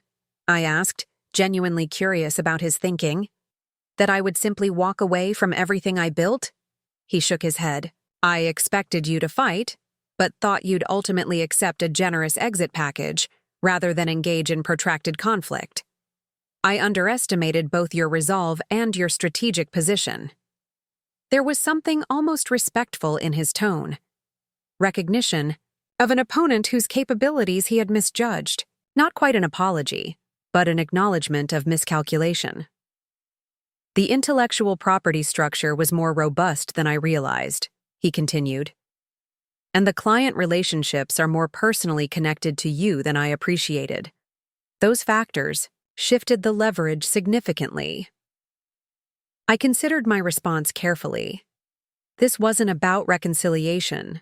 Too much trust had been broken for that. But it was about establishing a functional working relationship moving forward. "We built something valuable together," I said finally. "Your business development skills and my technical vision created something neither of us could have built alone. This agreement preserves that complementary dynamic while preventing either of us from acting unilaterally." He nodded slowly. "Can we make this work, practically speaking?" "We can make the structure work," I replied honestly. "The personal relationship will take longer to rebuild, if ever. But VisionTech deserves our best efforts regardless of personal feelings." We returned to the main conference room and signed the preliminary agreement. Judge Martinez commended both parties for finding a constructive path forward despite significant conflict. "This framework preserves value while establishing governance safeguards that should have existed from the beginning," she noted. "Sometimes, crisis creates opportunity for necessary evolution." The formal announcement went out the following morning. VisionTech implements enhanced leadership structure to support growth. The carefully worded statement described the new dual leadership model as a strategic evolution designed to leverage the complementary strengths of the founding team while establishing robust governance for the company's next growth phase. Employee reaction: mixed relief with lingering concern. The whiplash of announcements, from my abrupt removal to security escorts to governance disputes to new leadership structure, had created understandable uncertainty. Rebuilding trust would require more than carefully crafted statements. Denise organized an informal gathering of the development team that afternoon. "We need to hear directly from you," she told me. "People need to understand what happened and what happens next." Standing before the team that had built VisionTech's technology, I opted for transparency within appropriate boundaries. "What you witnessed was a governance dispute that has been resolved through a new leadership structure," I explained. "The technical vision and product roadmap you've been executing remains unchanged. The adaptive analytics engine launch remains our highest priority." Questions focused primarily on practical concerns. Would the development methodology change? Was the Hammond acquisition still being considered? Would team structure be reorganized? The agreement explicitly protects our development approach and team structure, I assured them. Any strategic partnership, including potential acquisition, will now require proper process and mutual agreement from key stakeholders. Your work and contributions remain central to VisionTech's value, regardless of corporate structure. Gradually, normal operations resumed. The adaptive analytics engine development continued according to schedule, with beta testing yielding increasingly impressive results. Client confidence stabilized as they saw continuity in their key relationships and technical support. Mike and I established a professional working relationship within the new structure.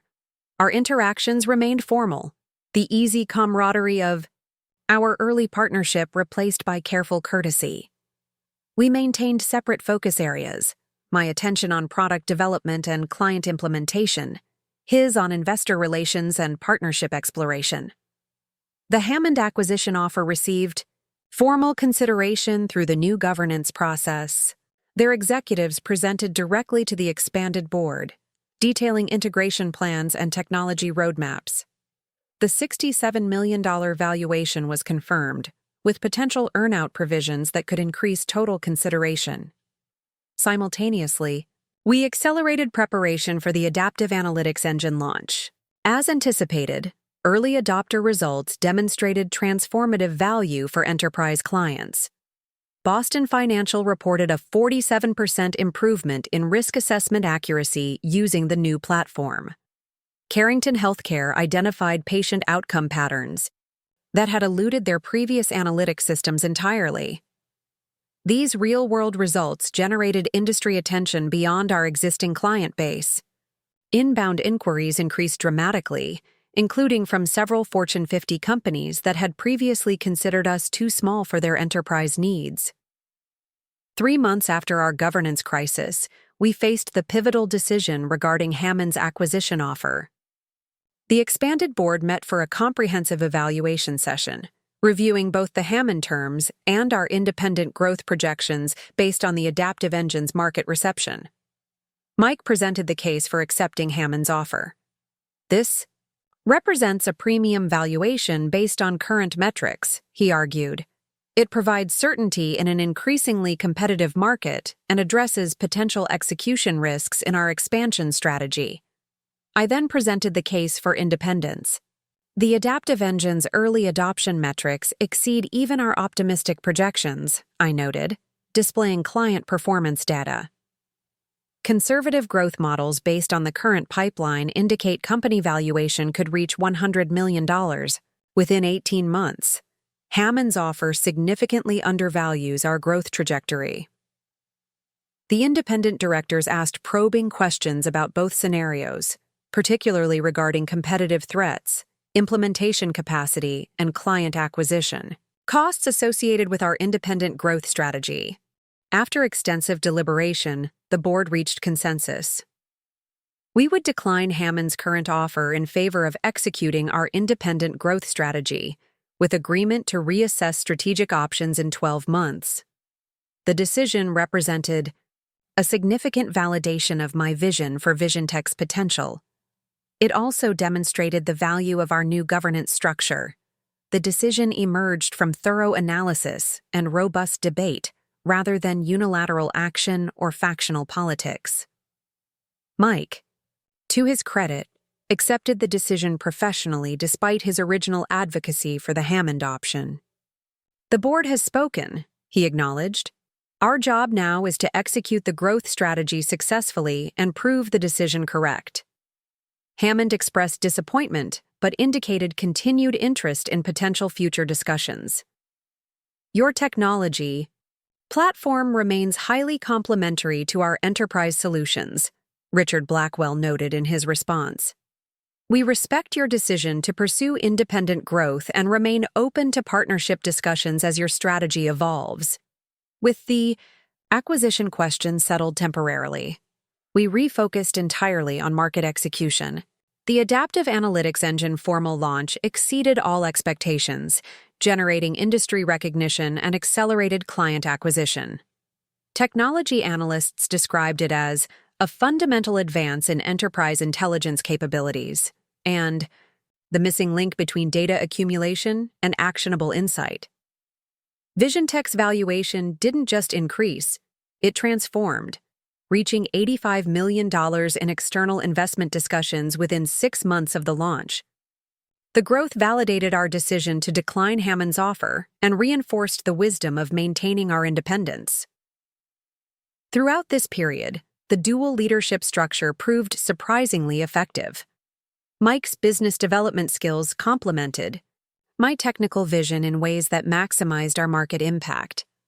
The expanded board provided valuable guidance while preventing the governance failures that had triggered our crisis. 1 year after the confrontation that nearly destroyed VisionTech, we held a company-wide celebration of the adaptive engine's success. The team had grown to 156 employees across 4 offices, with annual recurring revenue approaching $40 million. During that celebration, I found myself standing next to Mike, both of us watching as Denise demonstrated the latest platform enhancements to an enthusiastic audience. "You were right," he said quietly, an unprecedented acknowledgement. About the technology potential, about the valuation impact, about everything, really. I glanced at him, surprised by the admission.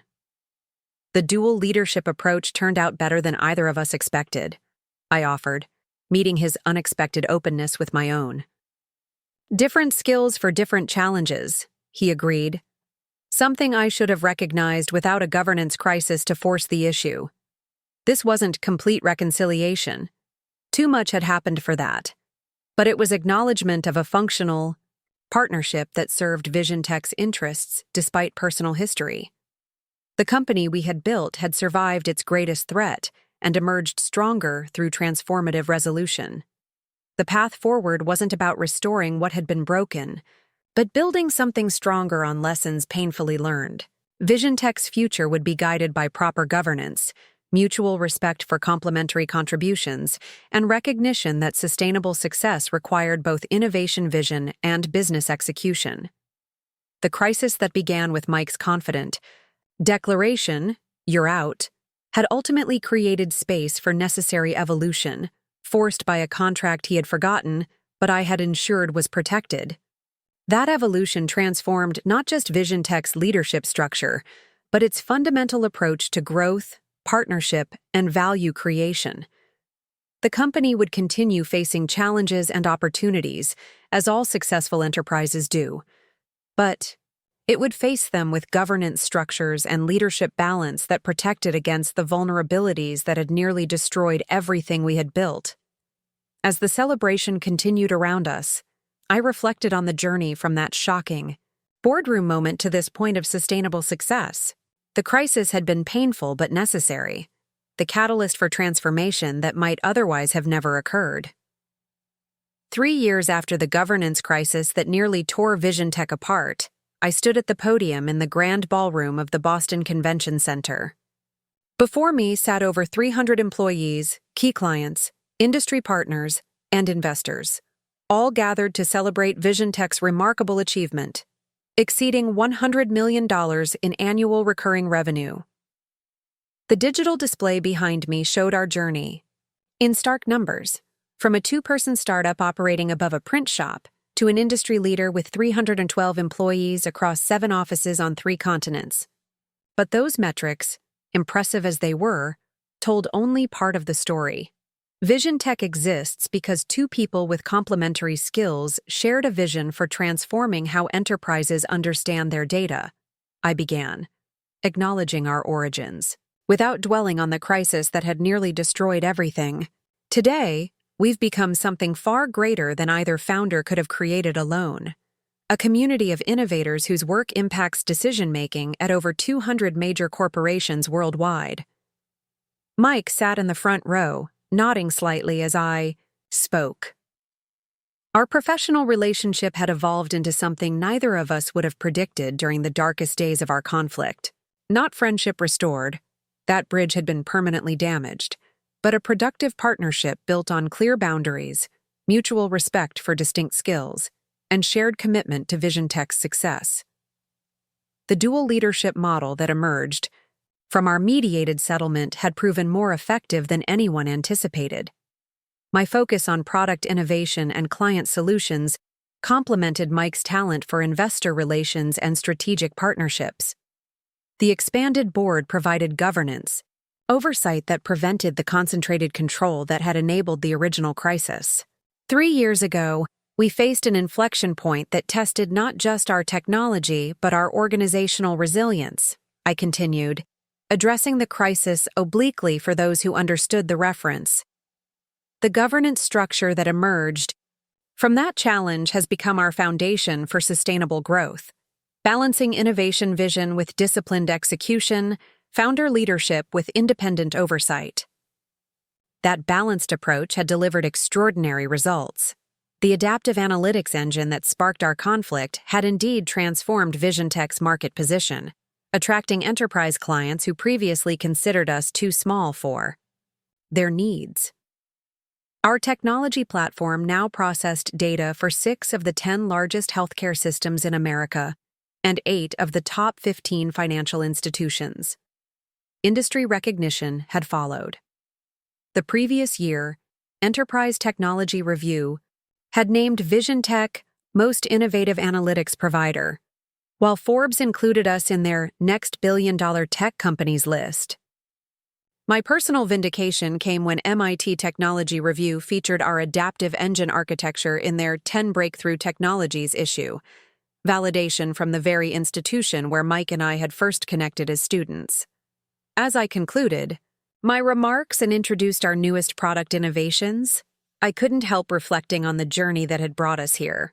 The crisis that began with Mike's attempted ouster had forced a fundamental re-examination of Vision Tech's governance, leadership, and strategic direction. The resolution transformed not just organizational structure, but our approach to growth and partnership.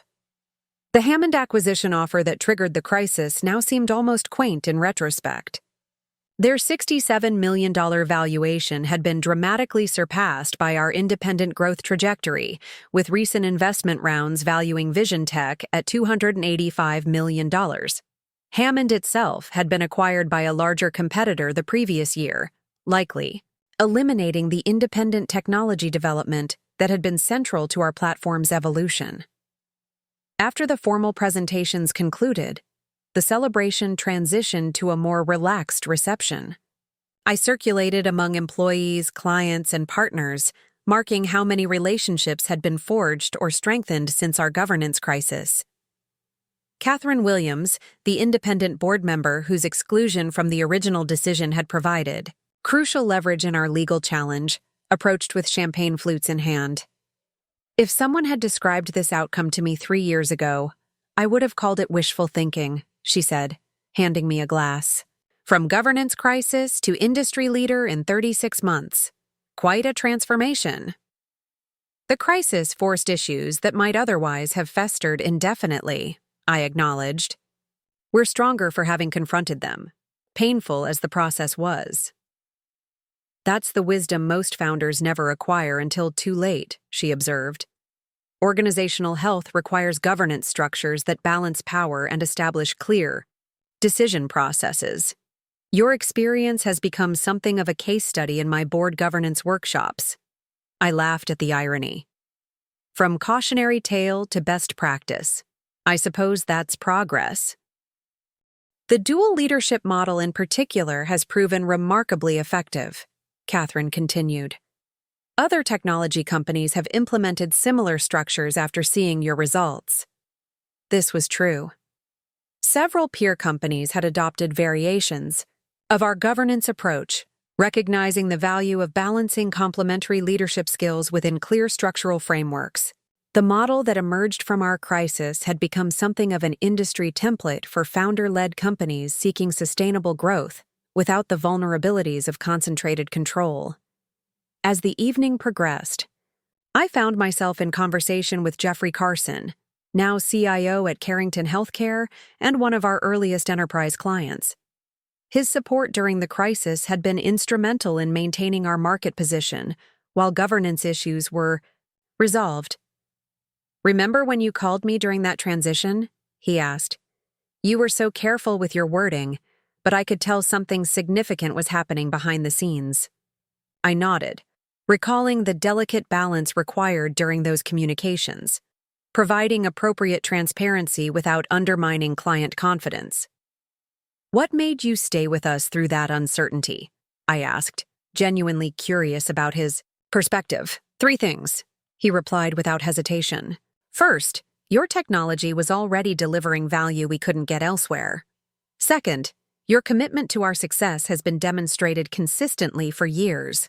And third, you were transparent about the situation without dragging us into internal politics."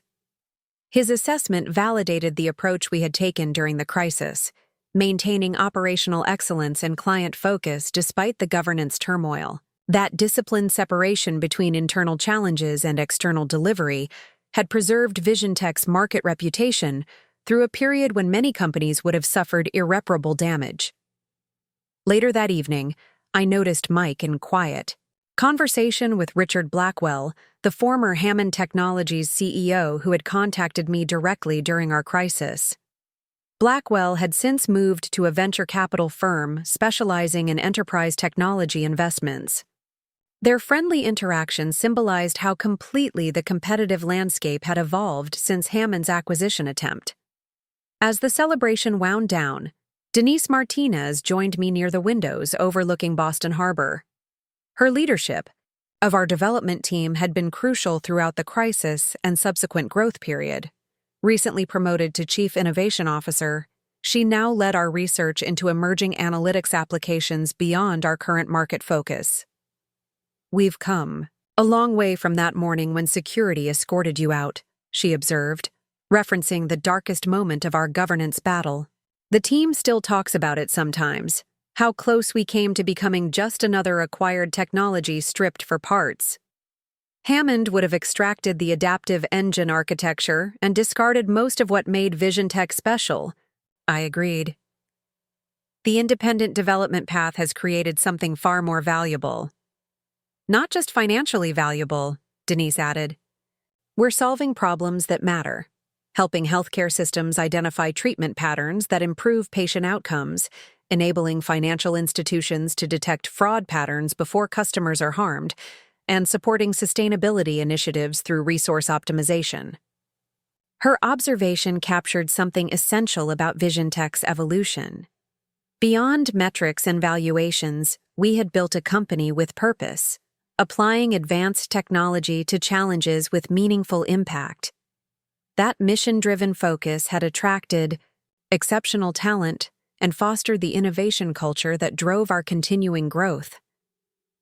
The following morning, the executive team gathered for a strategic planning session focused on our next 3-year horizon. The conference room buzzed with energy following the previous night's celebration, but the discussion quickly turned to substantive challenges and opportunities ahead. Mike led the session with characteristic focus on market position and competitive differentiation.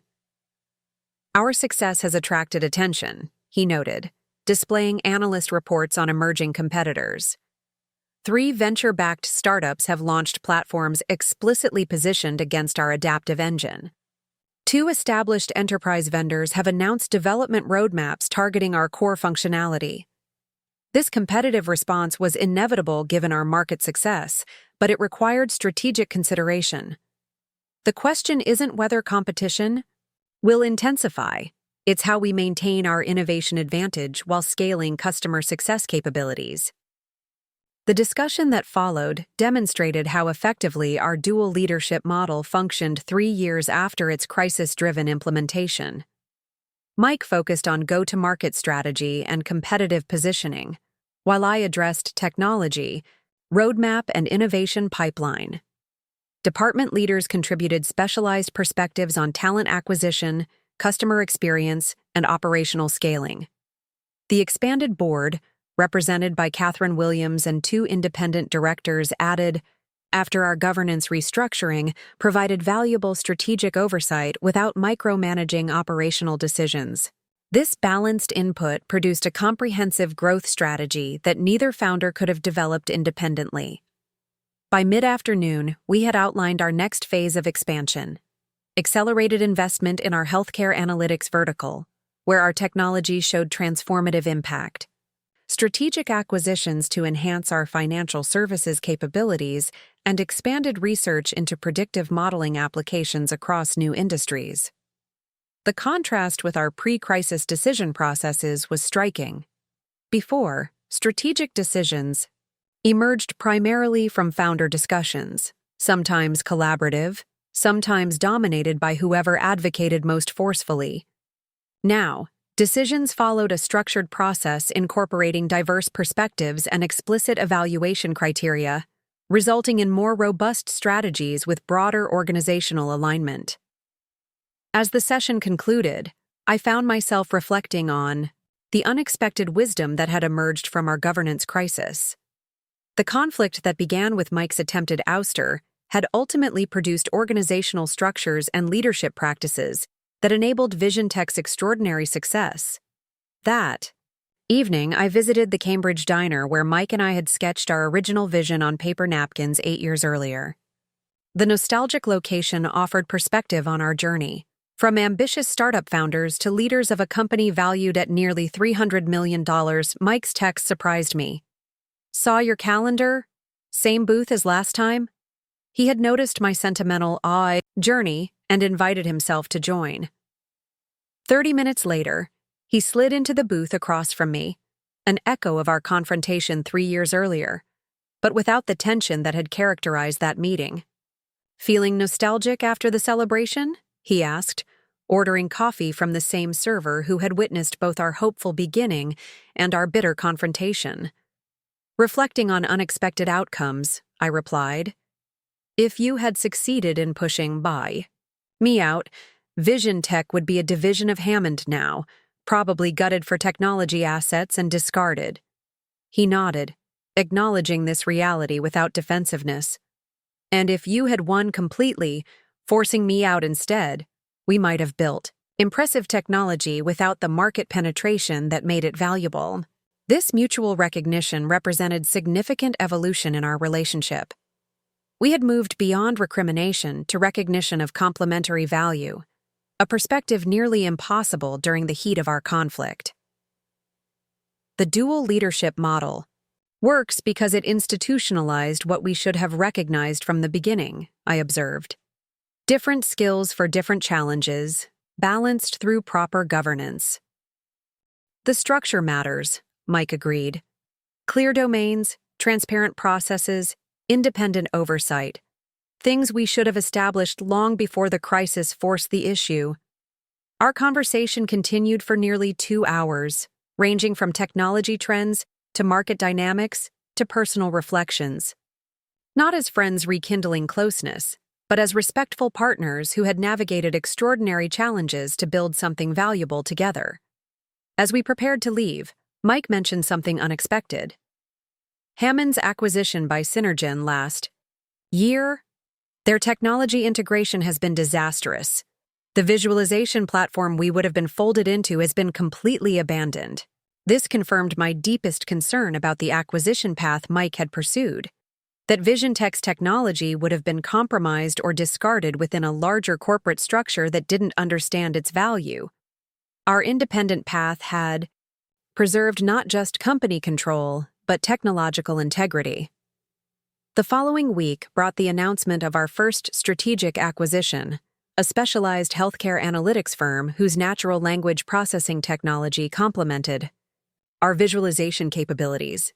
The transaction, valued at $28 million, represented VisionTech's evolution from potential acquisition target to strategic acquirer. The acquisition process reflected our transformed governance approach. The target had been identified through structured market analysis rather than opportunistic networking. Due diligence incorporated technical, cultural, and financial evaluation against explicit criteria. The board reviewed comprehensive documentation before approving the transaction through proper voting procedures. Most significantly, the integration plan emphasized preserving the acquired team's innovative capacity while enhancing their market impact through our established distribution channels, exactly the respect for technological value that Hammond would likely have denied VisionTech. 6 months later, that acquisition had been successfully integrated, contributing both technology, enhancements, and talent that accelerated our healthcare vertical growth. The combined capabilities enabled a major contract with the National Hospital Association, implementing our analytics platform across their member institutions to identify treatment optimization opportunities. This success validated our strategic direction and demonstrated the effectiveness of our governance model in managing complex growth initiatives. VisionTech had evolved from a vulnerable founder-dependent startup to a resilient organization with distributed leadership capability and institutional decision processes. Throughout this period, my relationship with Mike maintained its professional balance. We collaborated effectively on strategic decisions, respected each other's domains of primary responsibility, and presented unified leadership to external stakeholders. The personal trust destroyed during our governance crisis never fully returned, but it had been replaced by structural trust built on clear agreements and transparent processes. 5 years after the crisis that nearly destroyed everything we had built, VisionTech reached another milestone: acquisition interest from Westfield Technologies at a valuation exceeding $500 million. Unlike Hammond's predatory approach, Westfield proposed a strategic combination that would preserve VisionTech's team, technology development, and brand identity while providing resources for accelerated global expansion. The governance process for evaluating this opportunity demonstrated how completely VisionTech had transformed since our crisis. The expanded board established a special committee of independent directors to assess the offer. Management presented comprehensive analysis of strategic implications, alternative growth scenarios, and integration considerations. Employee and client impact received explicit evaluation alongside financial terms. Most importantly, the decision process followed our established governance framework with proper documentation, transparent deliberation, and formal voting procedures. The crisis-driven structures had become institutionalized as organizational disciplines that guided even the most consequential decisions. After thorough evaluation, we declined Westfield's initial offer but established parameters for potential future discussions. This measured response reflected VisionTech's strengthening market position and confidence in our independent growth trajectory, a stark contrast to the desperate acquisition discussions Mike had pursued during our crisis. The company that emerged from our governance transformation had become something neither founder could have built alone: a balanced organization that combined innovative technology with market execution, visionary leadership with operational discipline, founder direction with independent oversight. This evolution represented the ultimate wisdom gained through our painful conflict.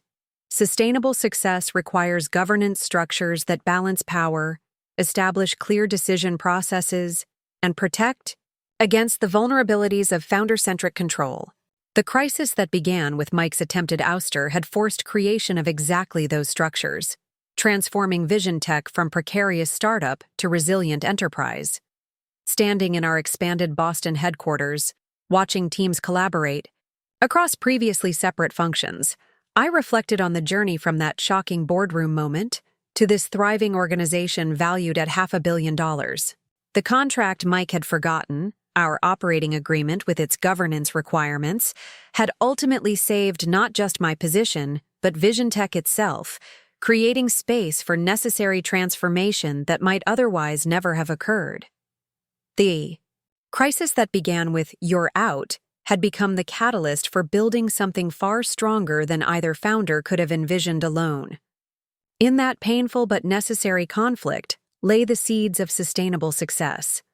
A lesson in governance, leadership, and organizational resilience that would guide VisionTech through its continuing evolution.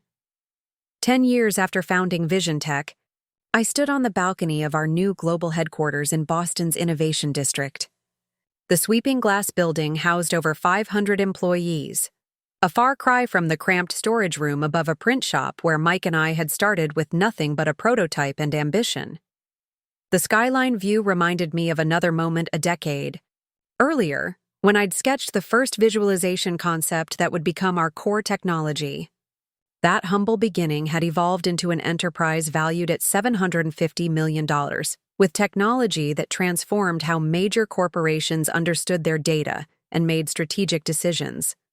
VisionTech's journey from struggling startup to industry leader had been neither linear nor easy. The governance crisis that erupted 5 years earlier, when Mike attempted to remove me as CEO to facilitate a questionable acquisition, had nearly destroyed everything we built. Yet that painful conflict ultimately created the structural transformation that enabled our extraordinary success. The dual leadership model that emerged from our mediated settlement had become a case study in effective governance. Industry publications regularly cited our approach as a template for balancing founder vision with operational discipline. Harvard Business School had even developed a leadership case study analyzing how our crisis-driven transformation created sustainable competitive advantage. "Impressive view," said a familiar voice behind me. Jordan Fisher, our newly appointed Chief Financial Officer, joined me at the railing. A veteran of several successful tech companies, Jordan had joined VisionTech specifically because of our governance reputation and growth trajectory. "The board meeting went well?" I asked, though I already knew the answer from the notification on my phone. "Unanimous approval for the international expansion plan," Jordan confirmed. "The European Development Center launches next quarter, with the Singapore office following 6 months after." This global expansion represented the culmination of our post-crisis growth strategy, establishing VisionTech as the worldwide leader in adaptive enterprise analytics. The board's unanimous support demonstrated the effectiveness of our governance structure, with independent directors providing valuable perspective alongside founder leadership. 10 years from prototype to global enterprise, Jordan mused. Not many founders survive that journey intact. His observation carried particular resonance given our history. Most founder-led companies experienced significant leadership changes during rapid growth phases, often through investor-driven transitions or acquisition integration. VisionTech's maintained founder involvement through our dual leadership model was increasingly rare in the technology sector.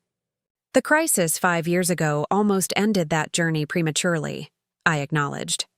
But the governance transformation that followed created something stronger than either founder could have built alone. As we returned inside for the executive team meeting, I passed the heritage wall displaying VisionTech's evolution. Among the artifacts preserved behind glass was the original operating agreement Mike and I had signed, the contract he had forgotten during his takeover attempt, with its critical governance provisions that had provided legal leverage during our conflict.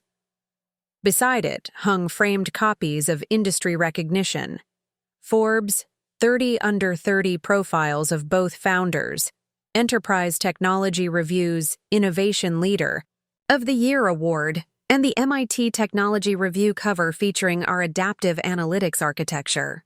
These external validations represented the market recognition of what we had built through our complementary but often conflicting approaches. The executive team gathered in our main conference room, named Clarity, in reference to both our visualization, technology, and the transparent governance that guided our organization. The weekly leadership meeting demonstrated how effectively our crisis-driven structure functioned a decade after our founding.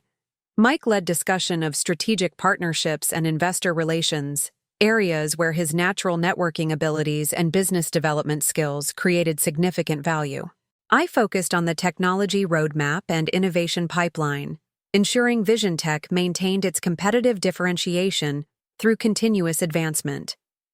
Department leaders contributed specialized expertise across functions from customer success to talent development. Catherine Williams, now chairperson of our expanded board, participated as observer rather than active participant, respecting the operational autonomy of executive leadership while maintaining appropriate governance oversight. This balanced approach had evolved from crisis response to institutional discipline, creating a sustainable leadership model that drove consistent execution. The meeting's central topic illustrated how dramatically Vision Tech had evolved since our founding. Rather than struggling for survival or navigating founder conflicts, we were evaluating potential acquisitions to accelerate our healthcare analytics capabilities, a strategic growth vector identified through our comprehensive planning process. We've identified 3 potential acquisition targets that meet our strategic criteria, explained Madison Torres, our head of corporate development. Each offers complementary technology with minimal overlap to our existing platform. The presentation that followed demonstrated our transformed approach to strategic decisions. Rather than opportunistic networking or personalized preferences, acquisition evaluation followed a structured process with explicit criteria: technical compatibility, cultural alignment, client synergies, and financial parameters. Most significantly, the process incorporated lessons from our governance crisis, emphasizing transparent decision-making, broad stakeholder input, and clear authority frameworks. The organization had internalized governance disciplines that prevented the concentrated control vulnerabilities that had enabled our original conflict. After the meeting concluded, Catherine remained behind for our monthly governance review, another structural safeguard implemented after our crisis. These sessions maintained focused attention on governance health, rather than relegating it to crisis response. The acquisition evaluation process demonstrates how completely Vision Tech's decision approach has evolved, she observed, from founder-centric improvisation to institutional discipline. The crisis forced that evolution, I acknowledged. Without that confrontation, we might never have implemented proper governance structures. Catherine nodded thoughtfully. Most organizations only address governance fundamentals after painful failures. You were fortunate that your crisis created transformation rather than destruction. Her assessment captured the paradoxical outcome of our conflict. The governance battle that nearly destroyed Vision Tech had ultimately strengthened it by forcing creation of balanced leadership structures, transparent decision processes, and effective oversight mechanisms. Pain had produced necessary evolution that might otherwise never have occurred. Later that afternoon, I met with our newest enterprise client, the CEO of a major insurance company implementing our adaptive analytics platform across their claims processing operations. His questions focused not just on technology capabilities, but on Vision Tech's organizational stability. Your dual leadership structure is unusual in technology companies, he noted during our discussion. What makes it work when similar approaches have failed elsewhere? The question allowed reflection on lessons from our governance journey. 3 critical elements, I explained. Clear domain separation between complementary leadership skills, transparent decision processes that prevent unilateral action, and independent board oversight that balances founder vision with long-term organizational interests. That sounds like wisdom gained through difficult experience, he observed perceptively. The most valuable lessons usually are, I acknowledged. Our governance crisis 5 years ago forced creation of structures we should have implemented voluntarily. The transformation wasn't painless, but it created sustainable advantages that drive our success today. This conversation symbolized how completely Vision Tech had evolved since our founding.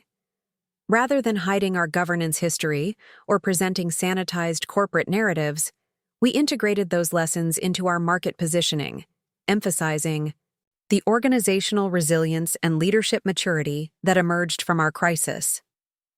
That evening, I attended a technology leadership forum where Mike was delivering the keynote address on balancing innovation and execution in enterprise technology. Watching from the audience, I reflected on the strange evolution of our partnership. From enthusiastic co-founders to bitter adversaries, to balanced counterparts in a dual leadership structure. Mike's presentation demonstrated his natural communication abilities and strategic thinking. His charismatic delivery engaged the audience of industry executives, while his content revealed sophisticated understanding of enterprise technology dynamics. These were the complementary skills that had always balanced my more technical focus and product orientation. During the reception afterward, several attendees approached me with observations about Vision Tech's governance model and its role in our market success. These conversations revealed how our organizational structure had become almost as notable as our technology, a distinctive approach that differentiated us from competitors with more conventional leadership frameworks. Your dual leadership model creates interesting competitive advantages, noted the CTO of a major financial services firm. Clear innovation focus combined with disciplined execution. Most companies struggle to balance those priorities effectively. This external perspective reinforced the unexpected benefits of our crisis-driven transformation. What began as necessary compromise during mediated settlement had evolved into strategic advantage, a leadership structure uniquely aligned with enterprise technology market requirements. Later that week, I visited our original Cambridge office building, now converted to upscale apartments but still recognizable as Vision Tech's first real headquarters after outgrowing our storage room beginnings. The nostalgic location offered perspective on our extraordinary journey. As I stood across the street, my phone buzzed with a notification. Financial Technology Journal had named Vision Tech Enterprise Analytics Leader of the Year, citing our innovative technology and distinctive organizational approach as key differentiators in the competitive analytics market. This recognition completed a remarkable circle, from struggling startup fighting for survival to industry leader setting standards for both technology, innovation, and organizational governance. The contrast between our vulnerable beginnings and current market position illustrated the transformative impact of our governance evolution. The following day brought one of Vision Tech's most significant milestones. Our first acquisition closed successfully. The healthcare analytics firm whose specialized technology complemented our visualization platform officially joined our organization, bringing valuable expertise and market presence in the rapidly growing healthcare sector. Our approach to this integration demonstrated how completely Vision Tech's operational philosophy had evolved since our governance crisis. Rather than imposing cultural assimilation or extracting technology assets while discarding people, exactly what we had feared from Hammond's attempted acquisition years earlier, we emphasized preserving the acquired team's innovative capacity while enhancing their market impact through our established distribution channels. This respectful integration approach reflected lessons from our own experience. Recognition that sustainable value emerges from a balanced combination of technical, innovation, and market execution, supported by governance structures that protect organizational health through periods of rapid change. The acquired team's leader, Dr. Sarah Chen, expressed this perspective during our integration kickoff session. Your reputation for balanced leadership and governance discipline was as important as your technology platform in our decision to join Vision Tech, she explained. We've seen too many innovation-focused companies destroyed through poor organizational structures. Her observation highlighted another unexpected outcome of our governance transformation: enhanced ability to attract and retain exceptional talent. Vision Tech's reputation for balanced leadership transparent decision processes, and governance discipline had become competitive advantages in the challenging technology labor market, particularly for experienced leaders seeking sustainable growth environments rather than chaotic startup cultures. The industry recognition continued to build as our integrated healthcare analytics solution gained traction. Medical Technology Today featured our platform in their cover story, AI-Driven Healthcare, the Visualization Revolution. The article highlighted how our adaptive analytics engine was helping major hospital systems identify treatment pattern opportunities that significantly improved patient outcomes, while reducing system costs. VisionTech's technology represents a fundamental advance in healthcare analytics, the publication noted. By making complex patient data intuitively understandable to clinicians, the platform bridges the gap between information accumulation and actionable insight. This healthcare sector success validated our post-crisis strategic direction, focusing on industries where data visualization created transformative value rather than pursuing generic enterprise applications. The specialized approach had emerged from our balanced leadership model, combining my technical innovation focus with Mike's market segment expertise. Our second acquisition followed 6 months later, a financial analytics firm whose risk assessment technology complemented our visualization platform in the banking sector. This strategic expansion reflected our evolved governance approach, with acquisition identification emerging from structured market analysis rather than opportunistic networking or personal connections. The integration process demonstrated VisionTech's matured operational discipline. Cross-functional teams manage technology integration, cultural alignment, and market positioning through transparent processes with clear accountability frameworks. Regular board updates provided governance oversight without micromanaging implementation details. Most significantly, the acquired team's leadership joined our executive structure with clearly defined responsibilities and decision authorities, extending our balanced leadership model beyond the founding team to create sustainable organizational capacity. This systematic approach to leadership integration represented complete transformation from our founder-dependent origins. Throughout this growth period, our dual leadership structure continued demonstrating its effectiveness. Mike focused on external relationships and market positioning, leveraging his natural networking abilities and strategic vision. I directed technical innovation and product development, ensuring VisionTech maintained its differentiation in an increasingly competitive market. The complementary skills that had originally brought us together as founders now functioned within governance frameworks that prevented the conflicts that had nearly destroyed everything. The contrast with our pre-crisis approach was particularly evident during our annual strategic planning retreat. Rather than founder-dominated discussions with limited structured analysis, the process now incorporated comprehensive market assessment, detailed technology roadmapping, and explicit evaluation of alternative growth scenarios.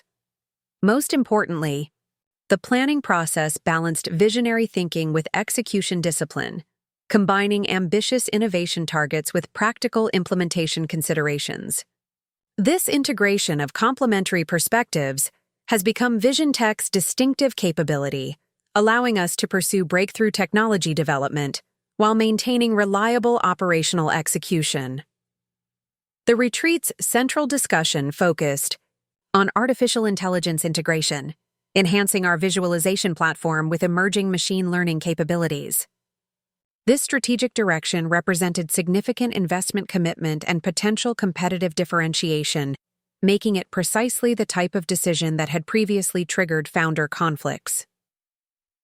Under our evolved governance structure, the discussion unfolded through structured evaluation of technical feasibility, market readiness, financial implications, and implementation requirements. Department leaders contributed specialized perspectives that enriched the analysis, while independent board members provided valuable external viewpoints.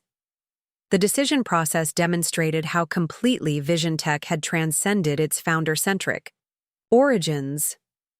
Strategic direction emerged not from personality-driven advocacy, but from balanced evaluation of complex factors through transparent processes with appropriate governance oversight.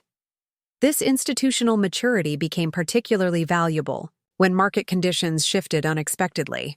A major competitor announced breakthrough visualization technology that potentially threatened our market position in the financial services sector. This competitive challenge would have triggered a crisis under our previous decision approach, likely producing reactive responses driven by founder anxiety rather than strategic analysis. Instead, our response unfolded through established crisis management protocols. The executive team conducted structured assessment of the competitive threat, evaluating technical differentiation, client relationship impacts, and potential response options. The board provided governance oversight without operational interference, maintaining appropriate separation between management execution and director supervision. The resulting strategy reflected VisionTech's evolved organizational capabilities, accelerating specific elements of our product roadmap to address competitive pressure while maintaining our broader strategic direction. This balanced response demonstrated how organizational discipline created resilience against market disruption that might have destabilized our previous founder-centric structure. Throughout this period, my personal relationship with Mike maintained its professional equilibrium. We collaborated effectively on strategic decisions, respected each other's domains of primary responsibility, and presented unified leadership to external stakeholders. The personal trust destroyed during our governance crisis never fully returned, but structural trust built on clear agreements and transparent processes had created a sustainable working partnership. This functional relationship enabled VisionTech to leverage both founders' strengths while minimizing the vulnerabilities of our previous approach. Mike's market intuition and relationship-building skills complemented my technical vision and product focus, creating a leadership combination uniquely suited to enterprise technology success. The effectiveness of this balanced leadership became particularly evident during client interactions. Major enterprise prospects increasingly cited VisionTech's organizational stability as a key decision factor, recognizing that technology implementation success depended on consistent execution beyond initial innovation breakthroughs. Your governance model creates confidence in long-term partnership, explained the CIO of a major healthcare system during contract discussions. We've experienced too many technology implementations derailed by startup management instability or acquisition disruption. This market recognition of governance value represented complete transformation from our founding perspective. What began as reluctant compromise during crisis resolution had evolved into a distinctive competitive advantage, a structured approach to balanced leadership that created sustainable client confidence. Industry analysts increasingly highlighted this organizational dimension in their market assessments. Forrester Research noted in their enterprise analytics platform evaluation, VisionTech's distinctive governance model contributes to consistent execution and client satisfaction, differentiating the company from competitors with more volatile leadership structures. This external validation reinforced the unexpected benefits of our crisis-driven transformation. What might have destroyed VisionTech instead created the organizational foundation for sustained competitive advantage, demonstrating how proper governance structures enable both innovation excellence and operational reliability. The ultimate validation came when one of our largest competitors experienced a founder conflict remarkably similar to our earlier crisis. Their CEO attempted to force out the CTO in a control dispute that became publicly visible through leaked board communications and executive statements. The resulting organizational instability created a market opportunity that VisionTech was uniquely positioned to exploit. Several enterprise clients concerned about implementation disruption shifted projects to our platform, citing our proven governance stability as a critical decision factor.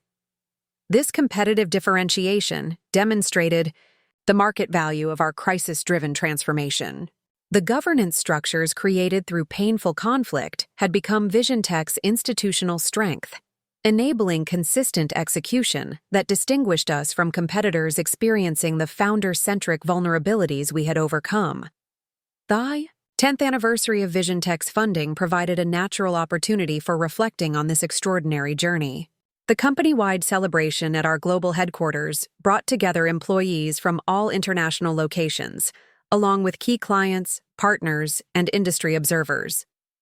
Standing at the podium addressing this gathering, I found myself contemplating the complete arc from struggling startup to global enterprise valued at over $1 billion. The contrast between our vulnerable beginnings and market-leading position illustrated the transformative impact of our governance evolution.